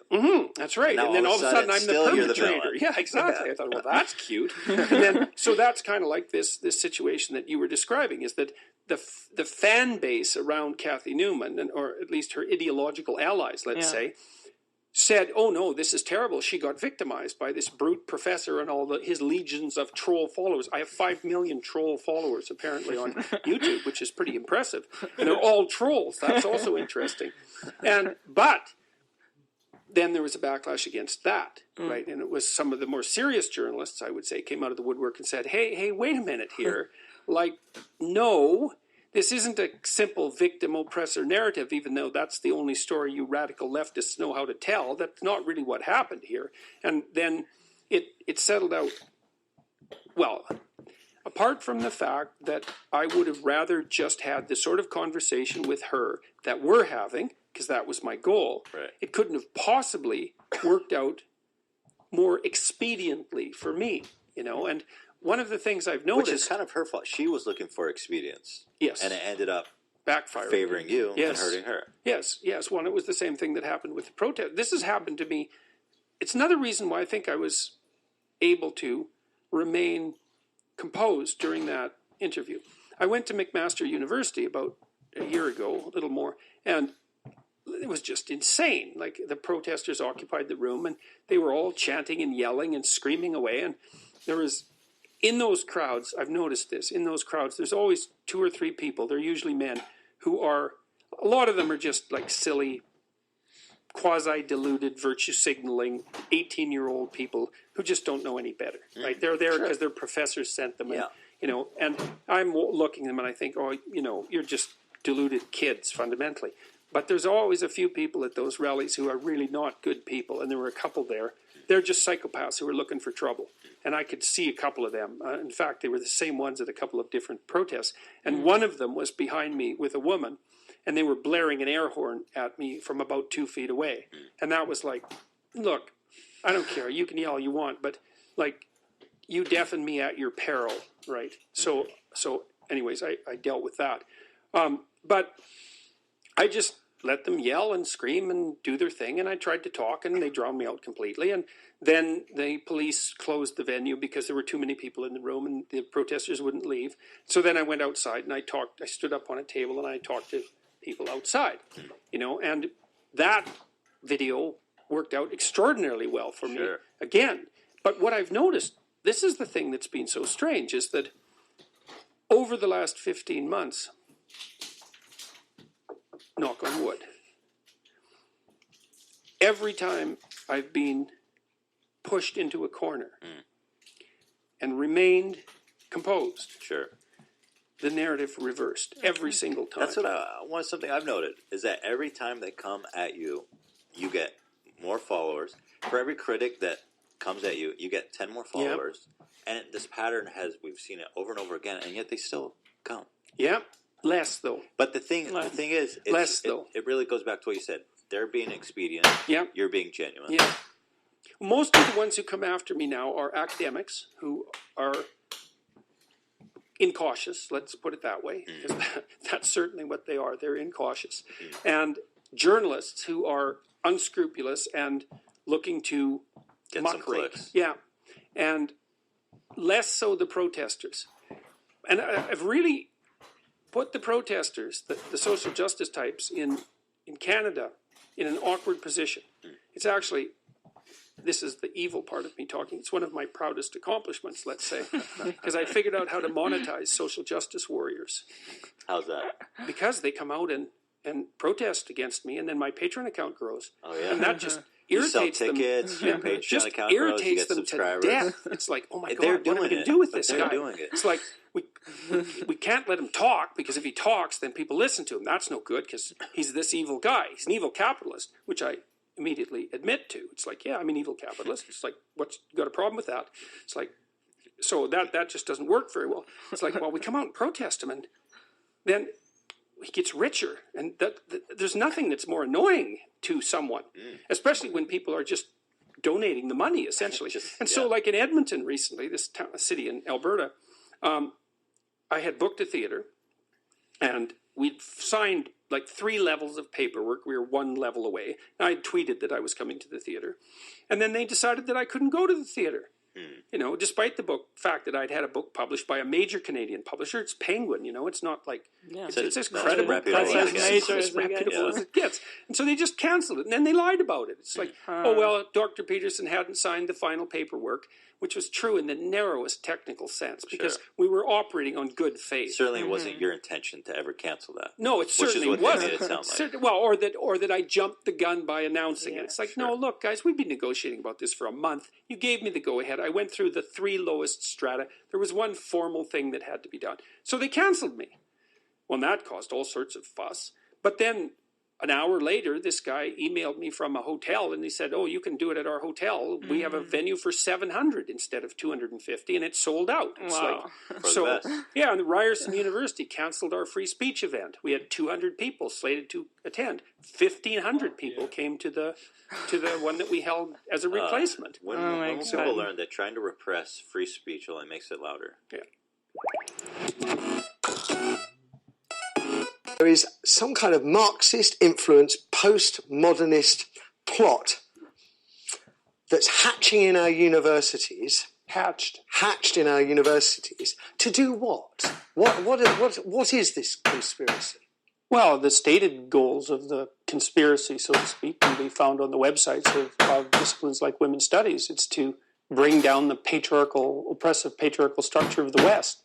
And that's a deadly serious aim by all means possible, including an assault on the basic categories that we use to orient ourselves in the world. And so the theory is driven by the idea that the best way to construe Western civilization is as a power structure basically produced by men for men that's fundamentally oppressive and that needs to be dismantled from the bottom up. And so it's easy to find out what the aim is, because it's stated very clearly to produce activists to bring that about. And that's especially true of disciplines like women's studies and the cultural studies disciplines. You hate those courses, don't you?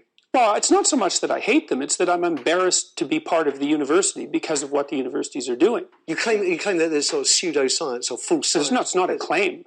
It's absolutely the case that it's not even, you can't even call it pseudoscience because it's not science. It's just driven by a set of ideological presuppositions, the most pernicious of which is that the best way to understand history and understand people is as a consequence of their group identity, which is unbelievably dangerous because what it does is push us back towards a tribal direction. You know, one of the things that I love about England, about the UK in general, is that over the course of any reasonable historical development, Britain developed the idea of the sovereignty of the individual and instantiated that into the political system. So that the notion was that you should always view people as individuals first and as members of a collective, if at all, far second.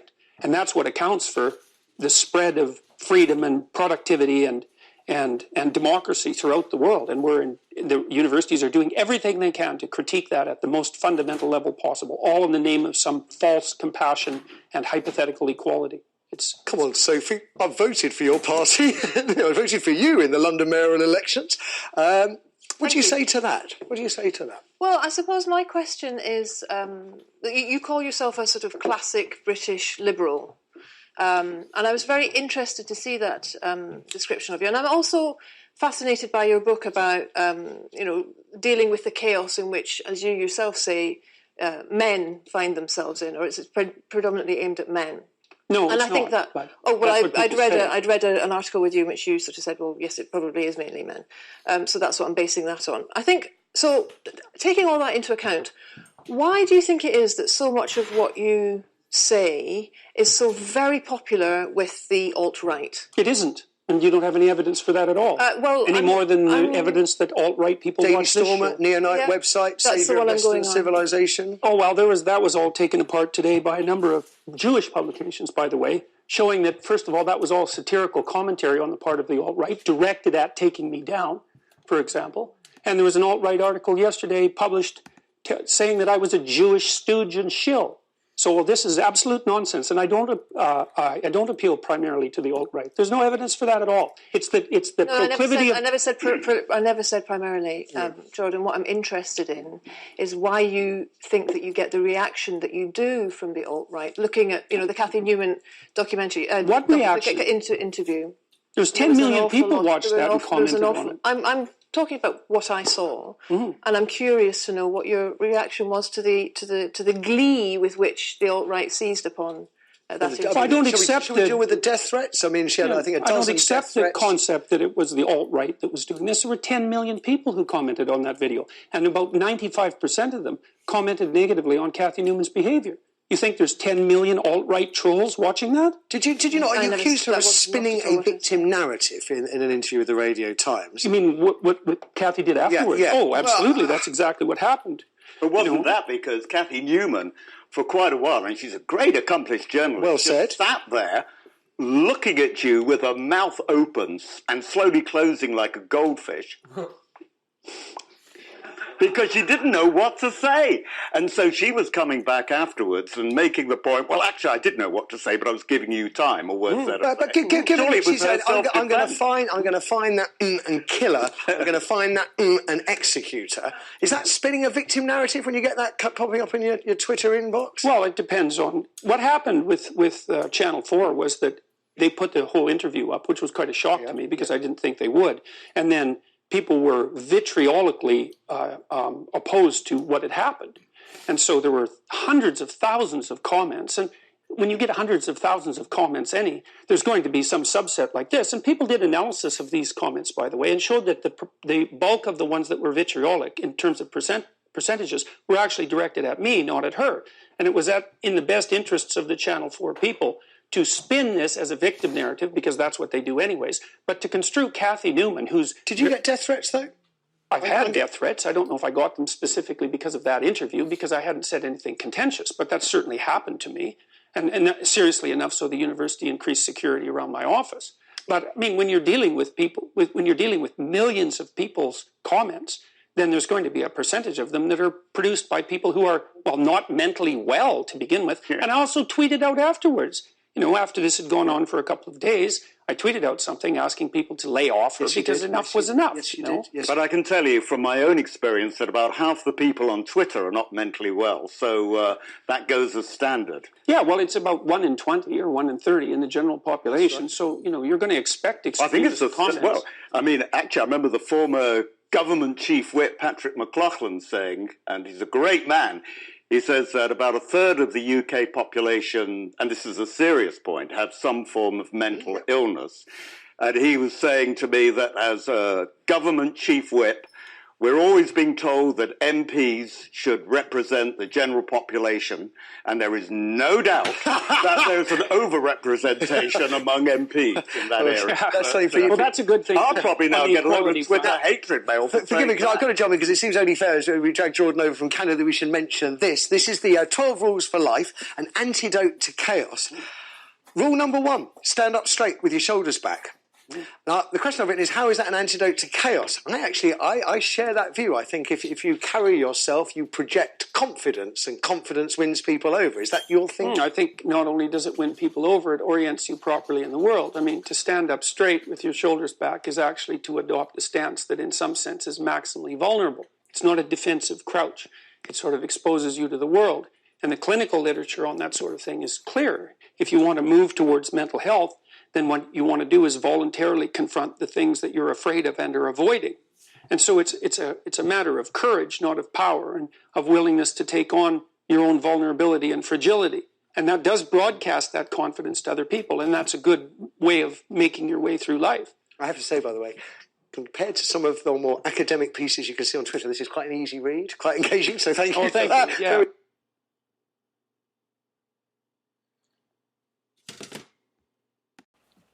Alright, so I'm on my break right now at the moment, at my work, at my job, about to have a smoke, need a couple wraps. Trying to remember what the last thing was that I was talking about. It's kind of hard to remember now at this very moment, to be completely honest. But I know I was starting to talk about, I do have a headset here, shit. I'm going through the car radio, so I think the car radio is a pretty good way to go when it comes to this shit, because I'm pretty sure it sounded better than the other way I did it last time. But anyways, so yeah, I thought I was talking about your astrology chart, and okay, because earlier on I had on men and women differences. Jordan Peterson was talking about all that. Quite a few hours have went by. I finished recording probably around 10 after 2, and then rushed my ass to work. And now it's 7:15 is what my screen's saying in my car. So quite a few hours went by. I guess I could check my recording, but anyways, I'll be uploading this tonight, so most people probably won't see it till tomorrow. That is what it is. So anyways, so the point I was going to try to hit at is, Jordan Peterson, right? Whenever he's arguing with a woman, let's say, or one of the news anchors, I don't know if I played it yet or I'm about to play it, but I've recorded his famous Channel 4 with Kathy Newman interview for, everybody to fucking hear. And I'm going to play that. She's attacking him pretty good, and, he really shows his agreeableness for the most part of the time, and she shows her disagreeableness, and, like I said, if you pick any man or woman at random, there's a 60% chance that the man's going to be disagreeable and the woman's going to be agreeable, and that's why certain things happen to men versus women and vice versa. But, there are obviously 40% of men that kind of lean on the agreeable side, and 40% of women that lean on the disagreeable side. Therefore, it's safe to say probably that Jordan Peterson, and he says it himself, he's very agreeable. And, one of the things he says is men like things, are more interested in things, whereas women are more interested in people. And that certainly seems like to be the case, because, I like things as much as the next person, computers and all that, phones and information, but, I'm doing this to try to. Sorry about that. One of my bosses was leaving. I'm in the parking lot talking to myself, or so they might seem, so I don't want to be like that fucking weirdo that does podcasts or talks to himself. But anyways, so, the disagreeable and agreeable thing is one argument. Men are more this, women are more this. And then here's the next part that went men and women. Men are more interested in things, non-animate things, So that includes, animals, Women would be more, And I've studying witchcraft and shit like that. That's one of the things that were very obvious to me, especially with, the Diana religions and strands and, things like that there's very women dominated and shit for years.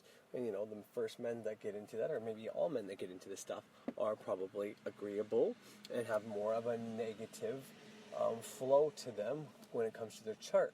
For example, I've said this before, but Birch and Frater Xavier both say that Frater talks about being Pisces. I think that was his ascendant, or he's got a very strong Pisces sign either way. And Birch called himself a Cancerian witch. Those are both water signs. Those are both negative flows. And these people are online trying to help people. Their job is helping people. Jordan Peterson, the same thing, helping people.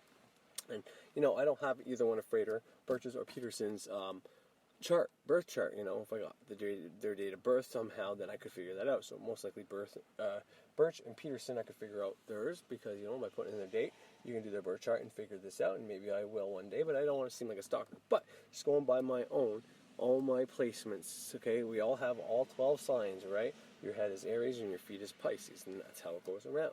But all those are positive or negative signs. There's 12 signs in total, right? And then there's 4, and you got to divide those 12 signs by the four elements that represent those signs. So that leaves you with basically 3 signs. There's 3 signs in each element. Okay, there's 3 signs in water, 3 signs in air, 3 signs in fire, 3 signs in earth, basically. So that's how that evens out. So that being said, like I said, I'm at work, so I don't have my birth chart on me. I don't have my data on, so I can't go online and look. But I think I have, and when it comes to air and fire, there's one of them that has 2 and one of them has 1, okay? And this is the planets being in the signs, okay? So 2 of my planets are in, and then, I mean, this is, I'd have to refine this to just the 7 planets, okay? But because this includes Cryon, your North Node, Lilith, and a bunch of things like that was included on there.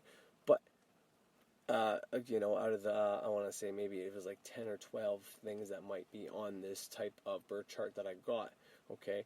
The majority of them were in earth and water, okay? And then only 3 were in the positive. Therefore, I have a negative flow, which corresponds and goes on along with the fact that I am more agreeable, like a woman would be, and I'm more interested in helping people and dealing with people in the public. Very nice, and have a hard time, saying no to people and always want to help people, like, characteristics that a woman would have. Not all women are like that. Kathy Newman is a disagreeable person, and Peterson is an agreeable person. There's an example right there, face to face. They went at it, right? And she was trying to get him on all these different things, and he just kept his cool and went along with it, and then when he had his opportunity, he fucking, he stopped her in her tracks and made her go, she couldn't say anything. You should really watch the video to see her fucking face, but you're going to hear it. If I haven't played it yet, you're going to hear that part. But the point is that even when he's like, I got you, he's like, took long enough. So by saying it took long enough, he's also giving her a compliment there, you know what I mean? Like, you had me the whole time, except for just now, that's a fucking compliment.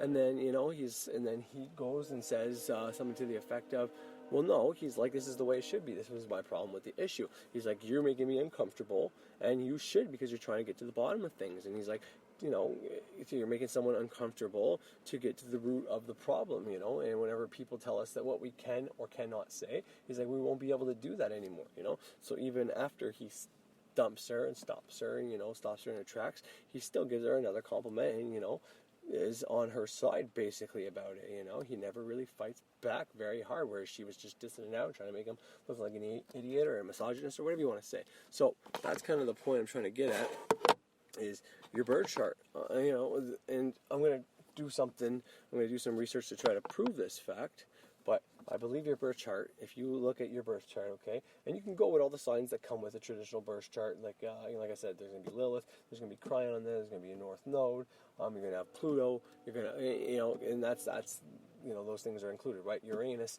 Neptune, Pluto, right? They're all in part of, so that's 9 right there, and then I believe it's Cryon, North Node and Lilith, or South Node, or one of those, because Cryon technically is one of either the North Node or the South Node, which has to do with polarity and like the Moon, because the Moon has such an effect on us. So they've included the polarity of the Moon, the top and the bottom of the Moon, or something to that effect. Don't quote me on that, but anyway, so that's the point. Is out of the you got 9 planets technically in there. Actually, that'd be 10, right? 10 including. You got your 7, and then so that's 10 planets. And you have 12 signs, and then I think they add Lilith and Cryon and maybe another one. But let's say there's 12. Well, out of those 12, I only have 3 that are in the male part of my chart, which means that I have a negative flow. And even if those 3 are the part of the 7 traditional planets, they're not anything. It's not Pluto, Uranus, Neptune, or Chiron, or any of those, okay? It's actually the ones that I talk about, the ones that do the chakras and all that shit, okay? Let's assume that. Well, if that's the fucking case, then I still have 4 that are negative, so I still have more of a negative flow within the planets, and I'm positive that's not the case. I'm positive that I think one of those might be Mars in either air or fire.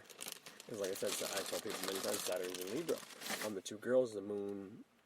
No, actually, never mind. I already know this answer, because Gemini is air and it's male, and I have the Moon, and I have the Moon and Venus both in Gemini, so there's 2 out of the 3, so it's very likely anyways. But yeah, so I have all my guys, because Taurus is technically a girl, right? So Taurus is female, and so in Taurus I have the Sun, obviously, and then in...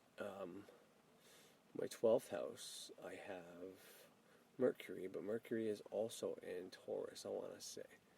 He's in the 12th house, but he makes the big cut all the way around, and he's in Taurus, I believe. So that's 2 there, and then I have Jupiter in Pisces, which is a water sign, which is also negative, okay? So right there, boom, boom, boom, boom. And, Pluto, I know Pluto's in Scorpio. I know Saturn's in Libra, so there's all the guys all the guys planets in my chart are in females, and all the females in my chart are in male.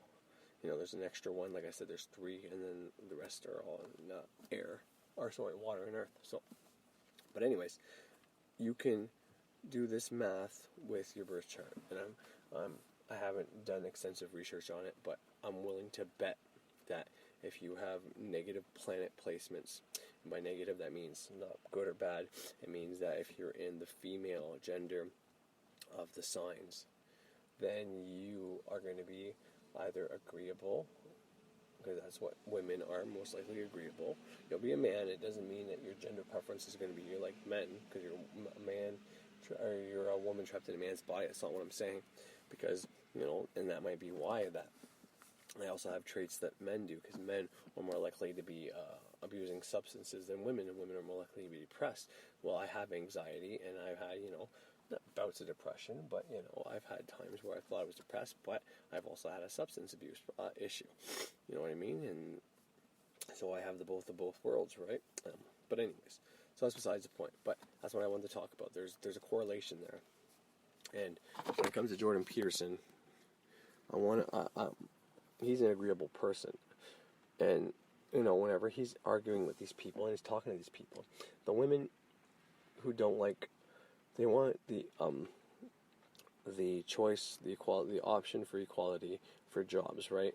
They all assume that their children are going to want to do the boy jobs, and they're going to be able to have that right.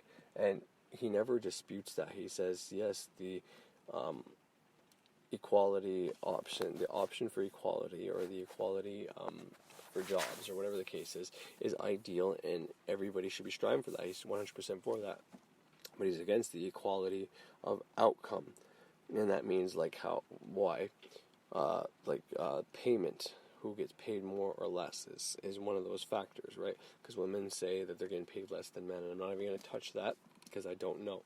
But if they actually are getting paid less than men, and it is because of this, because he says in I can't remember the place. Anyways, you're going to hear it after. The place where the most egalitarian than any other place has gone. Okay? That the more they make the equal making everybody be able to pick their own job. Okay, and it doesn't matter if it's a job that men have dominated. It doesn't matter if it's a job that female have dominated. The women are picking. They're choosing they're going to the same jobs. It's the differences between men and women are actually increasing, is what he says. It's because they're given the option. Once again, a few of the women, one of the interviews I watched, it was a prime minister of Sweden who was talking to him saying, I want my daughter to have the same options as my son, blah, blah, blah, blah, blah. But this woman is a prime minister. What a prime minister is supposed to do? They're supposed to be there for the people, make judgment calls for the people. They're not around. They're not being an engineer. So just the fact that she's arguing this, but, did you actually ask your daughter, what does she want to do? If they want to do that, then that's fine. Peterson's also made the claim that. Alright, sorry about that. I had to go somewhere and do something real fast before on my way home. But anyway, so how I reconcile that is, if negative is my dominating force, okay, well then it's up to me to figure out what negative is. My programming has to reflect that. So, depending on the books I read and shit like that, because after watching Frater, listening to Phil and all that, I assumed negative was going to be how I pulled things out of my body when I banish bad habits and shit like that. That's what I figured. I assumed banishing was the negative part of the moon, and creating, making money and shit like that would be positive, accepting and all that. But as I thought about it more, I thought about magnetic, your heart being the magnetic or whatever, and then, and then, assuming that the pull was the minus and the push was the plus, because you're adding stuff, so you're pushing, and then you minus, you're pulling. But I mean, technically, whatever you put that in your mind, whatever you program in your mind for those two things to be, is what it's going to be, basically. Okay, that's my experience, and now people can dispute that and say this and that and the other thing, but I'm telling you right now, that's how it works for me. And maybe it depends on if you are a minus person or a plus person, because with my minus, I can pull things to me. All right, and I'm using the waiting part of the moon to pull these things to me, or I can try to pull things out of me as well using the waiting part of the moon. And then on the plus side of the moon, whenever it's waxing, I can push things out of me, or I can push things to me. It's all on how you word it, how you think it. If Phil says this a lot, if you're not a fucking word wizard, if you're not bending your words to your will, because that's the trick. These words are shackles if you don't use them properly. And if you make the words your fucking bitch and you say no words, you're not gonna fucking tell me what push and pull is. I'm gonna fucking tell you what I want pushed to me and pushed out of me. And I'm gonna tell you what I want pulled out of me and pulled to me. And this way, all month fucking long, you could be pulling cash to you. And all month long, you could be pulling bad habits out of yourself. And I made videos, and I didn't want to complicate it and say this in the primary videos, because if you listen to the one I'm talking about, and I can't remember which one, but I got a little confused in saying it, and part of the reason was I didn't want to confuse people by saying it, because most people associate plus with accepting and, minus with banishing. In the same sense, they think about a purge being the minus, and, making cash out of nowhere, or, manifesting money as the plus. And, if everybody thinks that and uses that way and it works, then great. But for me, I can do all of the above. I can do so many different ways, and it works. And maybe it's because the minus worked for me, and then I was able to use the plus after that because I'm depolarized. I don't know. But for me, I can do it all the time like that. It doesn't really fucking matter for me. It doesn't matter. I can do it all the time. And that's the trick. So now that's a little more info that, I was supposed to get into maybe a while back and go a little more detail on, and that's what I mean by that. Now, that's taking the fucking reins and not going for the fucking ride, or one of those meetings that Birch talks about, whenever you get in sync, after that, the point is to not just go for the ride, and just going for the ride is okay, well, the moon's waning, so I have to do this now. When the moon's waxing, I have to do this now, you know what I mean? Which is fine, which will work for you, which should be part of your progression, right? As you start going and you start doing things, that should be part of your progression. You should be doing that for a certain time. But then after that, once you get those successful over and over again, your manifestations are successful doing that, then yeah, you should definitely progress to, all right, well, let's see what I can do. Can I actually pull money to me using the waiting part of the moon? You know what I mean? And it doesn't mean you have to use it doesn't mean you have to use negative emotion for that either. It does not mean that. Just because you're using a negative force doesn't mean you have to use negative emotion. And just because you're using a positive force doesn't mean you have to use positive emotion. You could be on the waxing part of the moon and think about cancer. And boom, you just fucking push cancer to you. You know what I mean? Bam! Just like that, using a negative fucking emotion. And likewise, you can pull that shit to you too.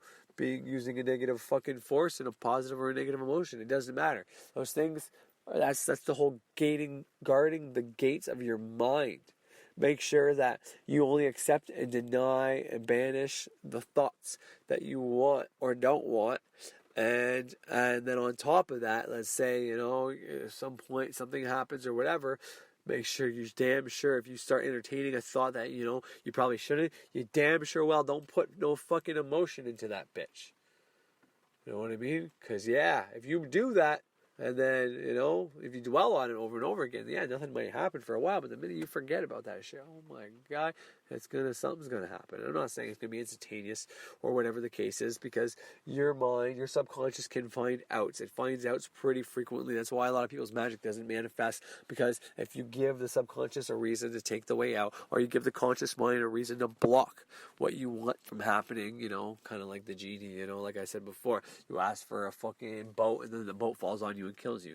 If you are too vague, it's going to take the out. So 9 times out of 10, that also happens with other people's magic, but they run into problems when they over and over say things as negative affirmations, basically. They're saying the same thing over and over and over again, and then it becomes like a fucking affirmation. Those people are going to fucking work every day and say, hey, how's it going? It's fucking going. It could be worse, but it could be fucking better. Fucking 6 more years to go till I retire, but I'll probably fucking die the next year after. The people that say those fucking stupid things over and over again, that's a goddamn affirmation. The one thing that's going to happen is going to be predictable when that fucking exact thing that they say happens to them, or at least to someone they love. You gotta be careful about that shit. Alright, ladies and gentlemen, so I was going to keep going on what I had to say and keep talking about our birth chart and our negative or positive flow and all that. But to be honest, it's 2 a.m. and I'm going to end it at this for today. But hopefully tomorrow I have the chance to go more in depth on this topic. So I hope you enjoyed the show, and have yourself a great night.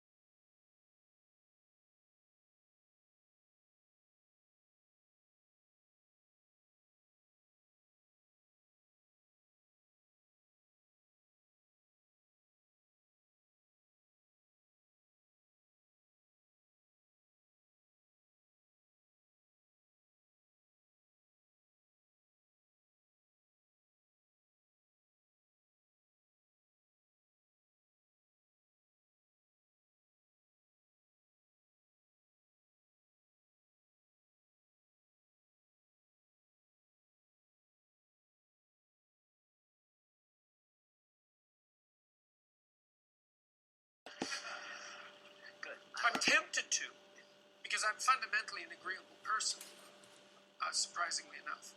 But I'm convinced that it's better to face things when they need to be faced and to get to the bottom of things, even though that's... And of course you have to be constituted in that manner if you're going to be a useful psychotherapist, because you can't let things go. They have to be dealt with, just like they have to be dealt with if you're a medical professional. It's unpleasant to tell someone that they have an illness. It hurts their feelings. It upsets them. But if you don't deal with it, then perhaps they die. And psychological issues can be of the same significance. You talk sometimes about weak men. Why are weak men? Well, weak people are a problem in general.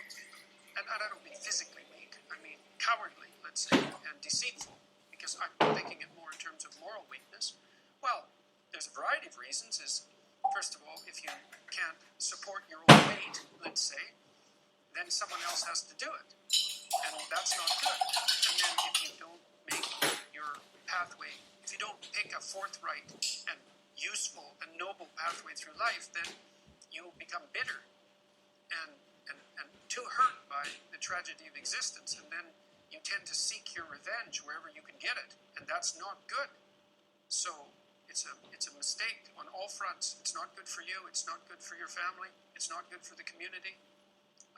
It's certainly not a good medium to long-term strategy, because life is very, very difficult, and you have to be prepared for that. And I had a watcher the other night. He was at my lecture in Oslo, and he wrote me a letter. He was a 17-year-old boy, and he said that my work had been very helpful to him. His father had died suddenly about 6 months before, and he found his dad when he was dying and was very, very shocked and horrified and hurt by what had happened. And I had recommended on my YouTube lectures that one thing you could aim for was to be the strongest person at your father's funeral. And so that's what he did. And he helped his mom, and he wrote a 200-word eulogy and got through it. And so, good for him. That's strength and necessary. It's a terrible thing that happened, but he did everything he could not to make it any worse than it had to be. But do you never see that showing weakness can be a strength too? Not weakness, vulnerability. That's a whole different thing. To admit to the fact that you're vulnerable, that's a form of courage. That's not a form of weakness. But that leads you to take whatever steps are necessary to deal with that properly. It isn't some facade that you're invulnerable. No one is invulnerable by any stretch of the imagination. And to stand up and face that is the best route that you have. Why do you think so many young men are following you? Because you have a lot of your... Because I want the best for them. Genuinely. I'm encouraging them. More than you do for young women? No, not so why do you think so many are young men? Oh, well, I think part of it's technological fluke. I mean, I came to prominence, at least in part, on YouTube, because I put my university lectures there, and it happens to be the case that 80% of the people who watch YouTube are young men. So there's that, and it's hard to know how to factor that in exactly. But then I think that young women are encouraged a lot, which is fine as far as I'm concerned. But I think that that's less true for young men now, because we believe that there's something pernicious about male competence and activity. It's part of it's part of the notion that the best way to characterize Western society is as a tyrannical patriarchy, which is a appalling doctrine as far as I'm concerned. How come is that? Well, it's not a tyrannical patriarchy. So it's not tyrannical, that's the first thing. Certainly not compared to any other governmental form that currently exists and has ever existed. And it's not essentially patriarchal, unless you believe that women haven't contributed in immense part to the construction of what we have now. So, and I also don't believe that, to the degree that it is patriarchal, that its structure is dependent on the expression of power, arbitrary power on the part of men. I think that happens sometimes, but only when things go wrong. What you're doing and doing now as well is challenging the idea of gender equality, and it's very important in Scandinavia. I think it's as you probably know. Why do you think that can be a problem? The idea of gender equality. I don't think that equality of opportunity is a problem. I think that's a great thing, and that anyone with any sense champions equality of opportunity. I mean, even if you're purely selfish, say, and purely self-centered, you'd want to set up an economy where everyone who had ability could be maximally exploited by everyone else, because then we can all benefit from each other's talents. And so equality of opportunity is an absolutely useful fundamental principle. But that has nothing to do with equality of outcome. Those things aren't even in the same conceptual universe. And to strive for equality of outcome is, well, it's a fool's game and likely to be extraordinarily, it has proved to be in the past, extraordinarily dangerous as well as impossible. So, I mean, one of the things we know, for example, is that, I don't know to what degree it's common knowledge in Scandinavia, but the biggest differences between men and women in the world in terms of temperament and interest are in Scandinavia, and they've maximized as a consequence of their egalitarian policies. What do you mean by that? It means that the more egalitarian your state, the bigger the personality differences between men and women. That's like How do you measure that? How do you know that? Oh, well, psychologists have perfected, at least to some degree, the measure of personality over the last 30 years with very advanced statistical models. And so what you do is you offer men and women well-validated tests of preference and of personality, and you do that all across the world with tens of thousands of people in multi-country samples, and then you look at the difference between men and women, and then you rank order that by wealth and egalitarian social policy. And what you find is the more egalitarian the society, the more different the men and women become. Is this something you can recognize, or is it? I would say, for me, it's quite a simple question, actually.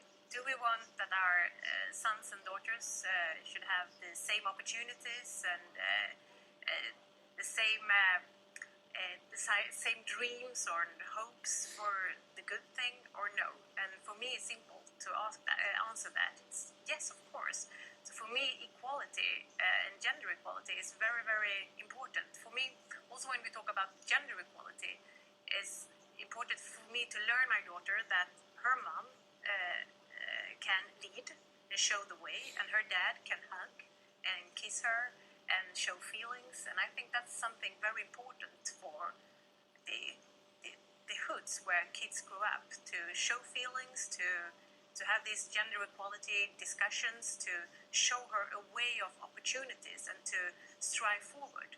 And it's important both for lonely men and lonely young men, but also for women that feel this roof of glass. They need to fight and to struggle the roof of glass to be successful in their lives. Do you agree on this?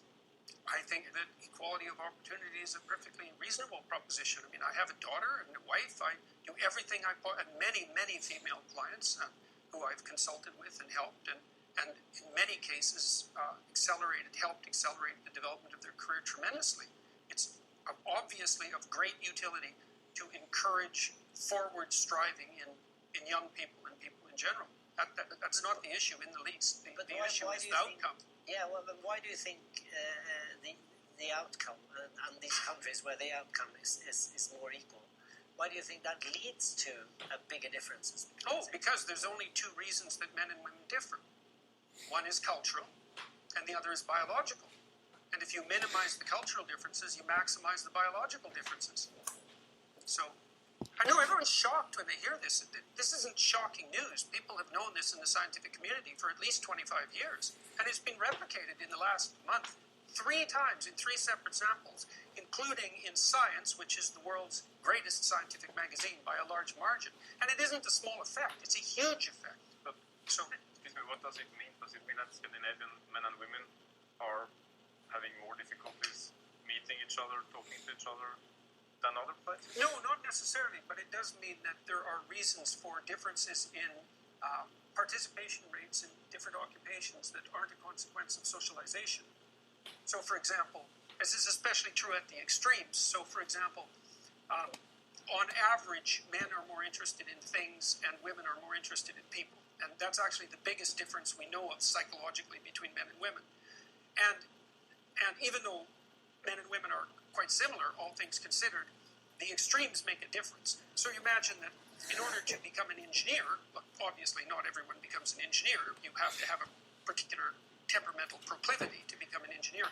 You have to be extraordinarily interested in things rather than people. Well, most of those people are men. And if you want to become a nurse, well, then you have to be much more interested in people than you are in things. And most of those people are women. And so you get differences in occupational choice that are also, by the way, quite great in Scandinavia, especially in the case of engineering and nursing, that are mostly due to biological differences, and you cannot minimize that by social engineering. So, and it's not a bad thing. Like, look, one of the things you want to ask yourself is that what is the purpose of setting up a society that offers maximal equality of opportunity? And one of the answers is that you maximize people's free choice. And if you maximize free choice, then you also maximize differences in choice between people. And so you can't have both of those. But of course it will have differences in choice, of course, because we are human beings. But I can't see why it differs between me and Skavlan, for instance. But of course it differs in biological things, but not in choices, because I think more how we raise them, how we live, education, a sort of culture, attitudes form a human being, whether or not they are a girl or a boy when they grow up.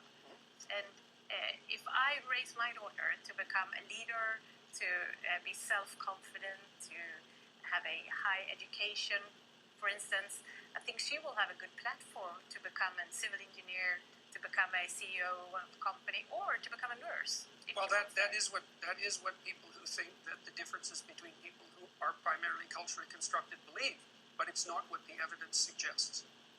Okay. Don't agree with that. The other thing I should say about this, what's necessary to understand about this is this is not a contentious issue among informed scientists. We've known this for 25 years. And it's a perverse effect. No one expected it. Why do you talk then about chaos? I mean, is what we're experiencing now chaos? Your book is called An Antidote to Chaos. What is the chaos? Well, I think the chaos is the uncertainty that so many people feel about the meaning of life and about their position in the world. That's fundamentally what I was aiming at. And what I'm trying to do in my online lectures and with my book is to provide people with a guideline to meaning. So one of the points that I make in my lectures, for example, is that we actually have a biological instinct for meaning that orients us in the world. And that instinct manifests itself when we place ourselves in a position in the world where we're competent, where what we're doing is working, so that we're not too terrified and anxious, but also while we're simultaneously advancing ourselves and improving our ability to cope with the world. So, for example, if you watch an athlete, a high-level athlete, who's at the peak of his or her performance, you see someone who's extraordinarily practiced at what they're doing and has developed the expertise necessary to do it. But then you also see them push themselves on that developmental edge to make themselves just that much better. And that function is associated with an intrinsic sense of meaning. And whenever you see anyone manifest that, you are automatically drawn to it. You see that when an actor pushes him or herself beyond their limits. You see that when someone speaks extemporaneously and manages it extraordinarily well. And I'm trying to help people understand that this meaning is a true phenomenon. It's not a secondary thing. And also to point out that most of the time, that meaning is associated with the adoption of responsibility. Which is also something that people don't understand. But part of the chaos is that the rules are so hard to see. There aren't that obvious rules anymore. Well, part of the chaos is that we're transforming our landscape socially, culturally, technologically so rapidly that it's hard for people to gain footing. And so it destabilizes us. Is this the world you recognize? Isn't the real problem that quite a lot of men, and also young men, are struggling to deal with the fact that women now are more in control of their lives than earlier? I don't think that's the problem. I think the problem is that the idea that the West is a patriarchal tyranny is rapidly translated into the idea that young men who strive forward are to be regarded with suspicion because they're doing nothing but manifesting the same sort of tyrannical power that has kept women oppressed for the last 2,000 years. And I think that entire narrative is appalling, right to the core. So, and I don't say that it's helpful to anyone, because making young men weak or failing to encourage them to be strong, that's a better way of putting it, certainly does the young men no good, and it doesn't do the young women any good at all if they want to find a partner. So you're saying that all along, women and men have had the same opportunities always? No, I'm basically saying that all along, hardly anyone had any opportunities. I mean, if you look at the history of the world, things really started to shift in about 1895, but Before 1895, the typical person in the West lived on less than $1 a day in today's money, which is about 2/3 the UN cutoff for abject poverty by today's standards. And so what happened through most of the history of the world is that men and women struggled mightily together, sometimes at each other's throats, but mostly cooperatively, to keep the wolf from the door and the tyrant at bay. Life was very, very, very, very difficult.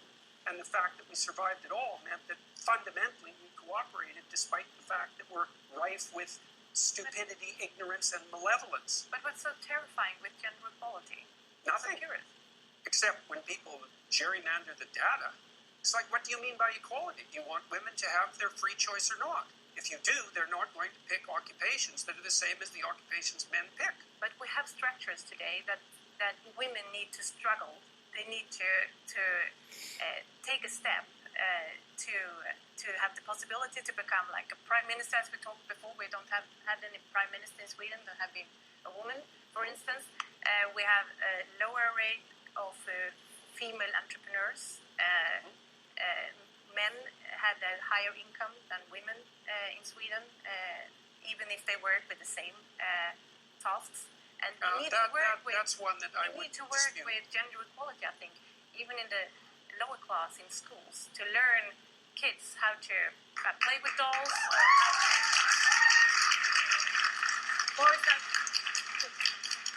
we need to. I think we need to learn boys to be more sensitive, but also young girls to become more self-confident. And I think that's very important to. Well, the problem with that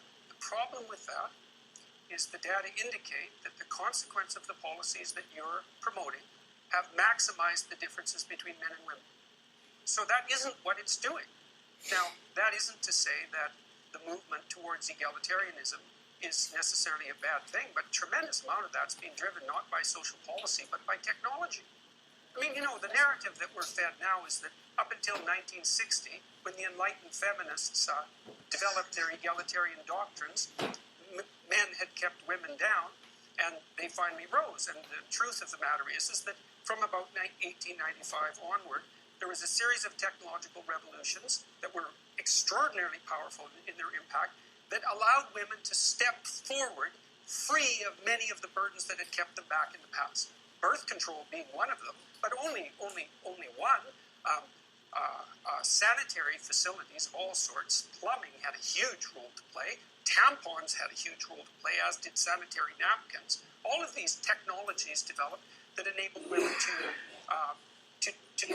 move forward with less biological impediments, let's say. What would you say is the best period in history to be both a man and a woman?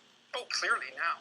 There's absolutely no doubt about that. Anyone who would like to go back... for the chaos. You worry about the chaos. Well, it's nice if we could make things better than they are. And I would say that just as all around the world, we're raising living standards at a rate that is absolutely unparalleled in human history, we're also in danger of destabilizing our culture in the West. And I don't think that's a good idea. Part of that problem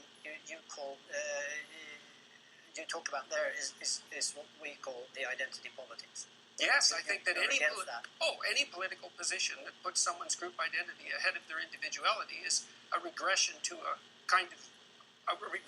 tribalism that will definitely become violent. Because that's what happens to tribes. What's an example?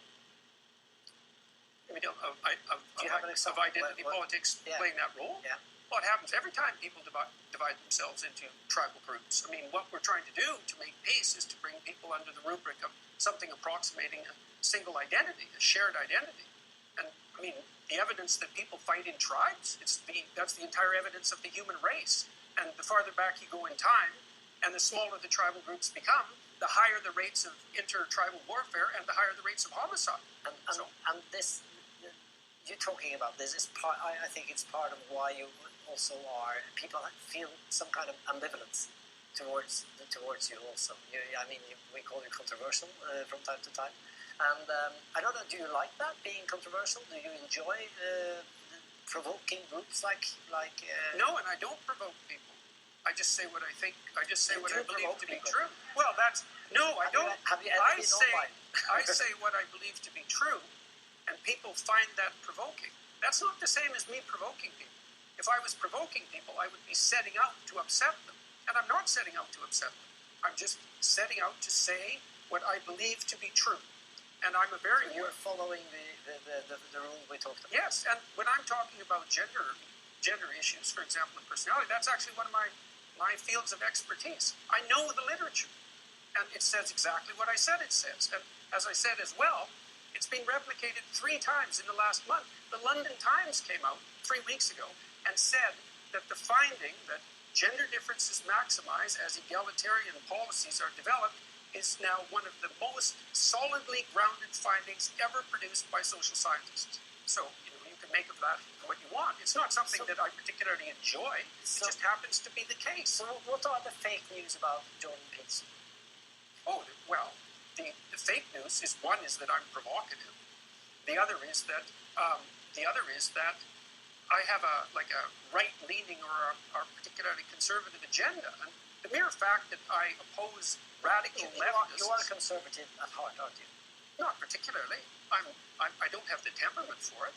So, for example, conservative people tend to be low in trait openness, which is associated with creativity, and I'm very high in trait openness. And so, temperamentally, I'm not much of a conservative at all. And people who knew me, people who come to my house, would certainly not think that I was a conservative person. So, or if they saw the breadth of my ideas, I'm also very entrepreneurially minded, which also is not associated with conservatism. I am a great skeptic of well-meaning attempts to adjust large social systems on the basis of ideology. But that doesn't make me conservative. It just makes me an educated social scientist. So when are you provoked yourself? When am I provoked myself? Oh, being called a Nazi I find somewhat provoking. That, I think, one of the most absurd days... No, certainly not. One of the most absurd days in my life in the last 2 years, and there's been plenty of them, was a day probably 3 months ago where I was accused by one magazine in the UK of being a Jewish shill and another magazine in the United States of being an alt-right Nazi. I thought, well, that's it. I pretty much covered both ends of the insult spectrum. It's like, yeah, that's right. So you can average that out to 0, I suppose. So I find that somewhat provoking. But you take the good with the bad, and I'm not complaining about it. But it is provoking. Is it true that you have an opinion about people having to stay married if they have children? I mean, yes, it's better if they do. It's better if they do. It's better for the children. I think most people would agree that that's the best. But as far as I understand, you think that the laws should say that we have to stay together. Oh, it isn't obvious to me that the liberalization of the divorce laws in the 60s was for everyone's best interest. Now, exactly what that means, I'm not sure. I mean, it's okay for people to go to hell in a handbasket in their own particular means of choosing. But we do know that stable, intact, 2-parent families are better for children. So, it depends on who you put first. And look, I'm not saying that everyone who's got divorced is reprehensible. I understand that life is very difficult and that it's a very hard thing to maintain a relationship over a very long period of time. But it's not obvious to me that we're better off for the additional plethora of choices. So we'll see. But isn't that an individual choice and not something the law should decide? Well, it depends to some degree on whether the law should advocate for children. I mean, children really can't speak for themselves, can they? They need some authority to speak for them. And so we do know, like the data, for example, on child welfare indicates crystal clear that children from intact 2-parent families do better on virtually every measure that you can possibly imagine. So what are we supposed to make of that? It's irrelevant? It's like maybe the rule should be if you don't have children, then no problem. Divorce is no problem. But if you have children, and plus, it's not like divorce solves the problem with regards to your relationship with your ex. It often produces a whole boatload of problems that you didn't expect. So, but I'm not advocating draconian measures to keep people together who don't want to be together. That horse has already left the barn. should there be an age limit, like for the children, where you can divorce, or? Well, the older the children are, the less effect it has. Yeah. So, you know, when So at some point they're not what's children. the ideal age then? For divorce? Yes. 45, something like that. I don't know. I don't know what the ideal age is. What about when you were a kid yourself? Who was your masculine role model?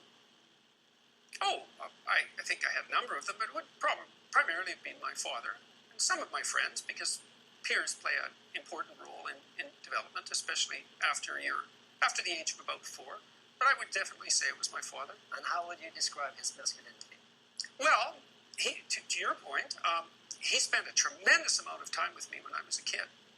And they're very fond memories as far as I'm concerned. Like when I was very young, 2 and 3, my dad would come home from work, and he spent an hour and a half with me a night for a long time, teaching me to read, which has been of inestimable benefit with me. And he did many things with me. You know, we hunted and trapped and canoed and fished and he was a harsh guy in many ways. He was a disciplinarian in some sense, but he was very honest and very good craftsman, and so I learned a lot about trying to conduct yourself in a respectable manner from him. So, were you a tough kid, or were you a careful kid, or what kind of kid were you? I guess it depends on what you mean by tough. No, I don't think if you would have met me when I was a kid, you would have thought I was tough. I'm kind of a tender-hearted character, and I was skipped a grade, and I was small for my age, and so I certainly wasn't physically tough in the standard sense, because I was small and because I'd been put ahead a grade.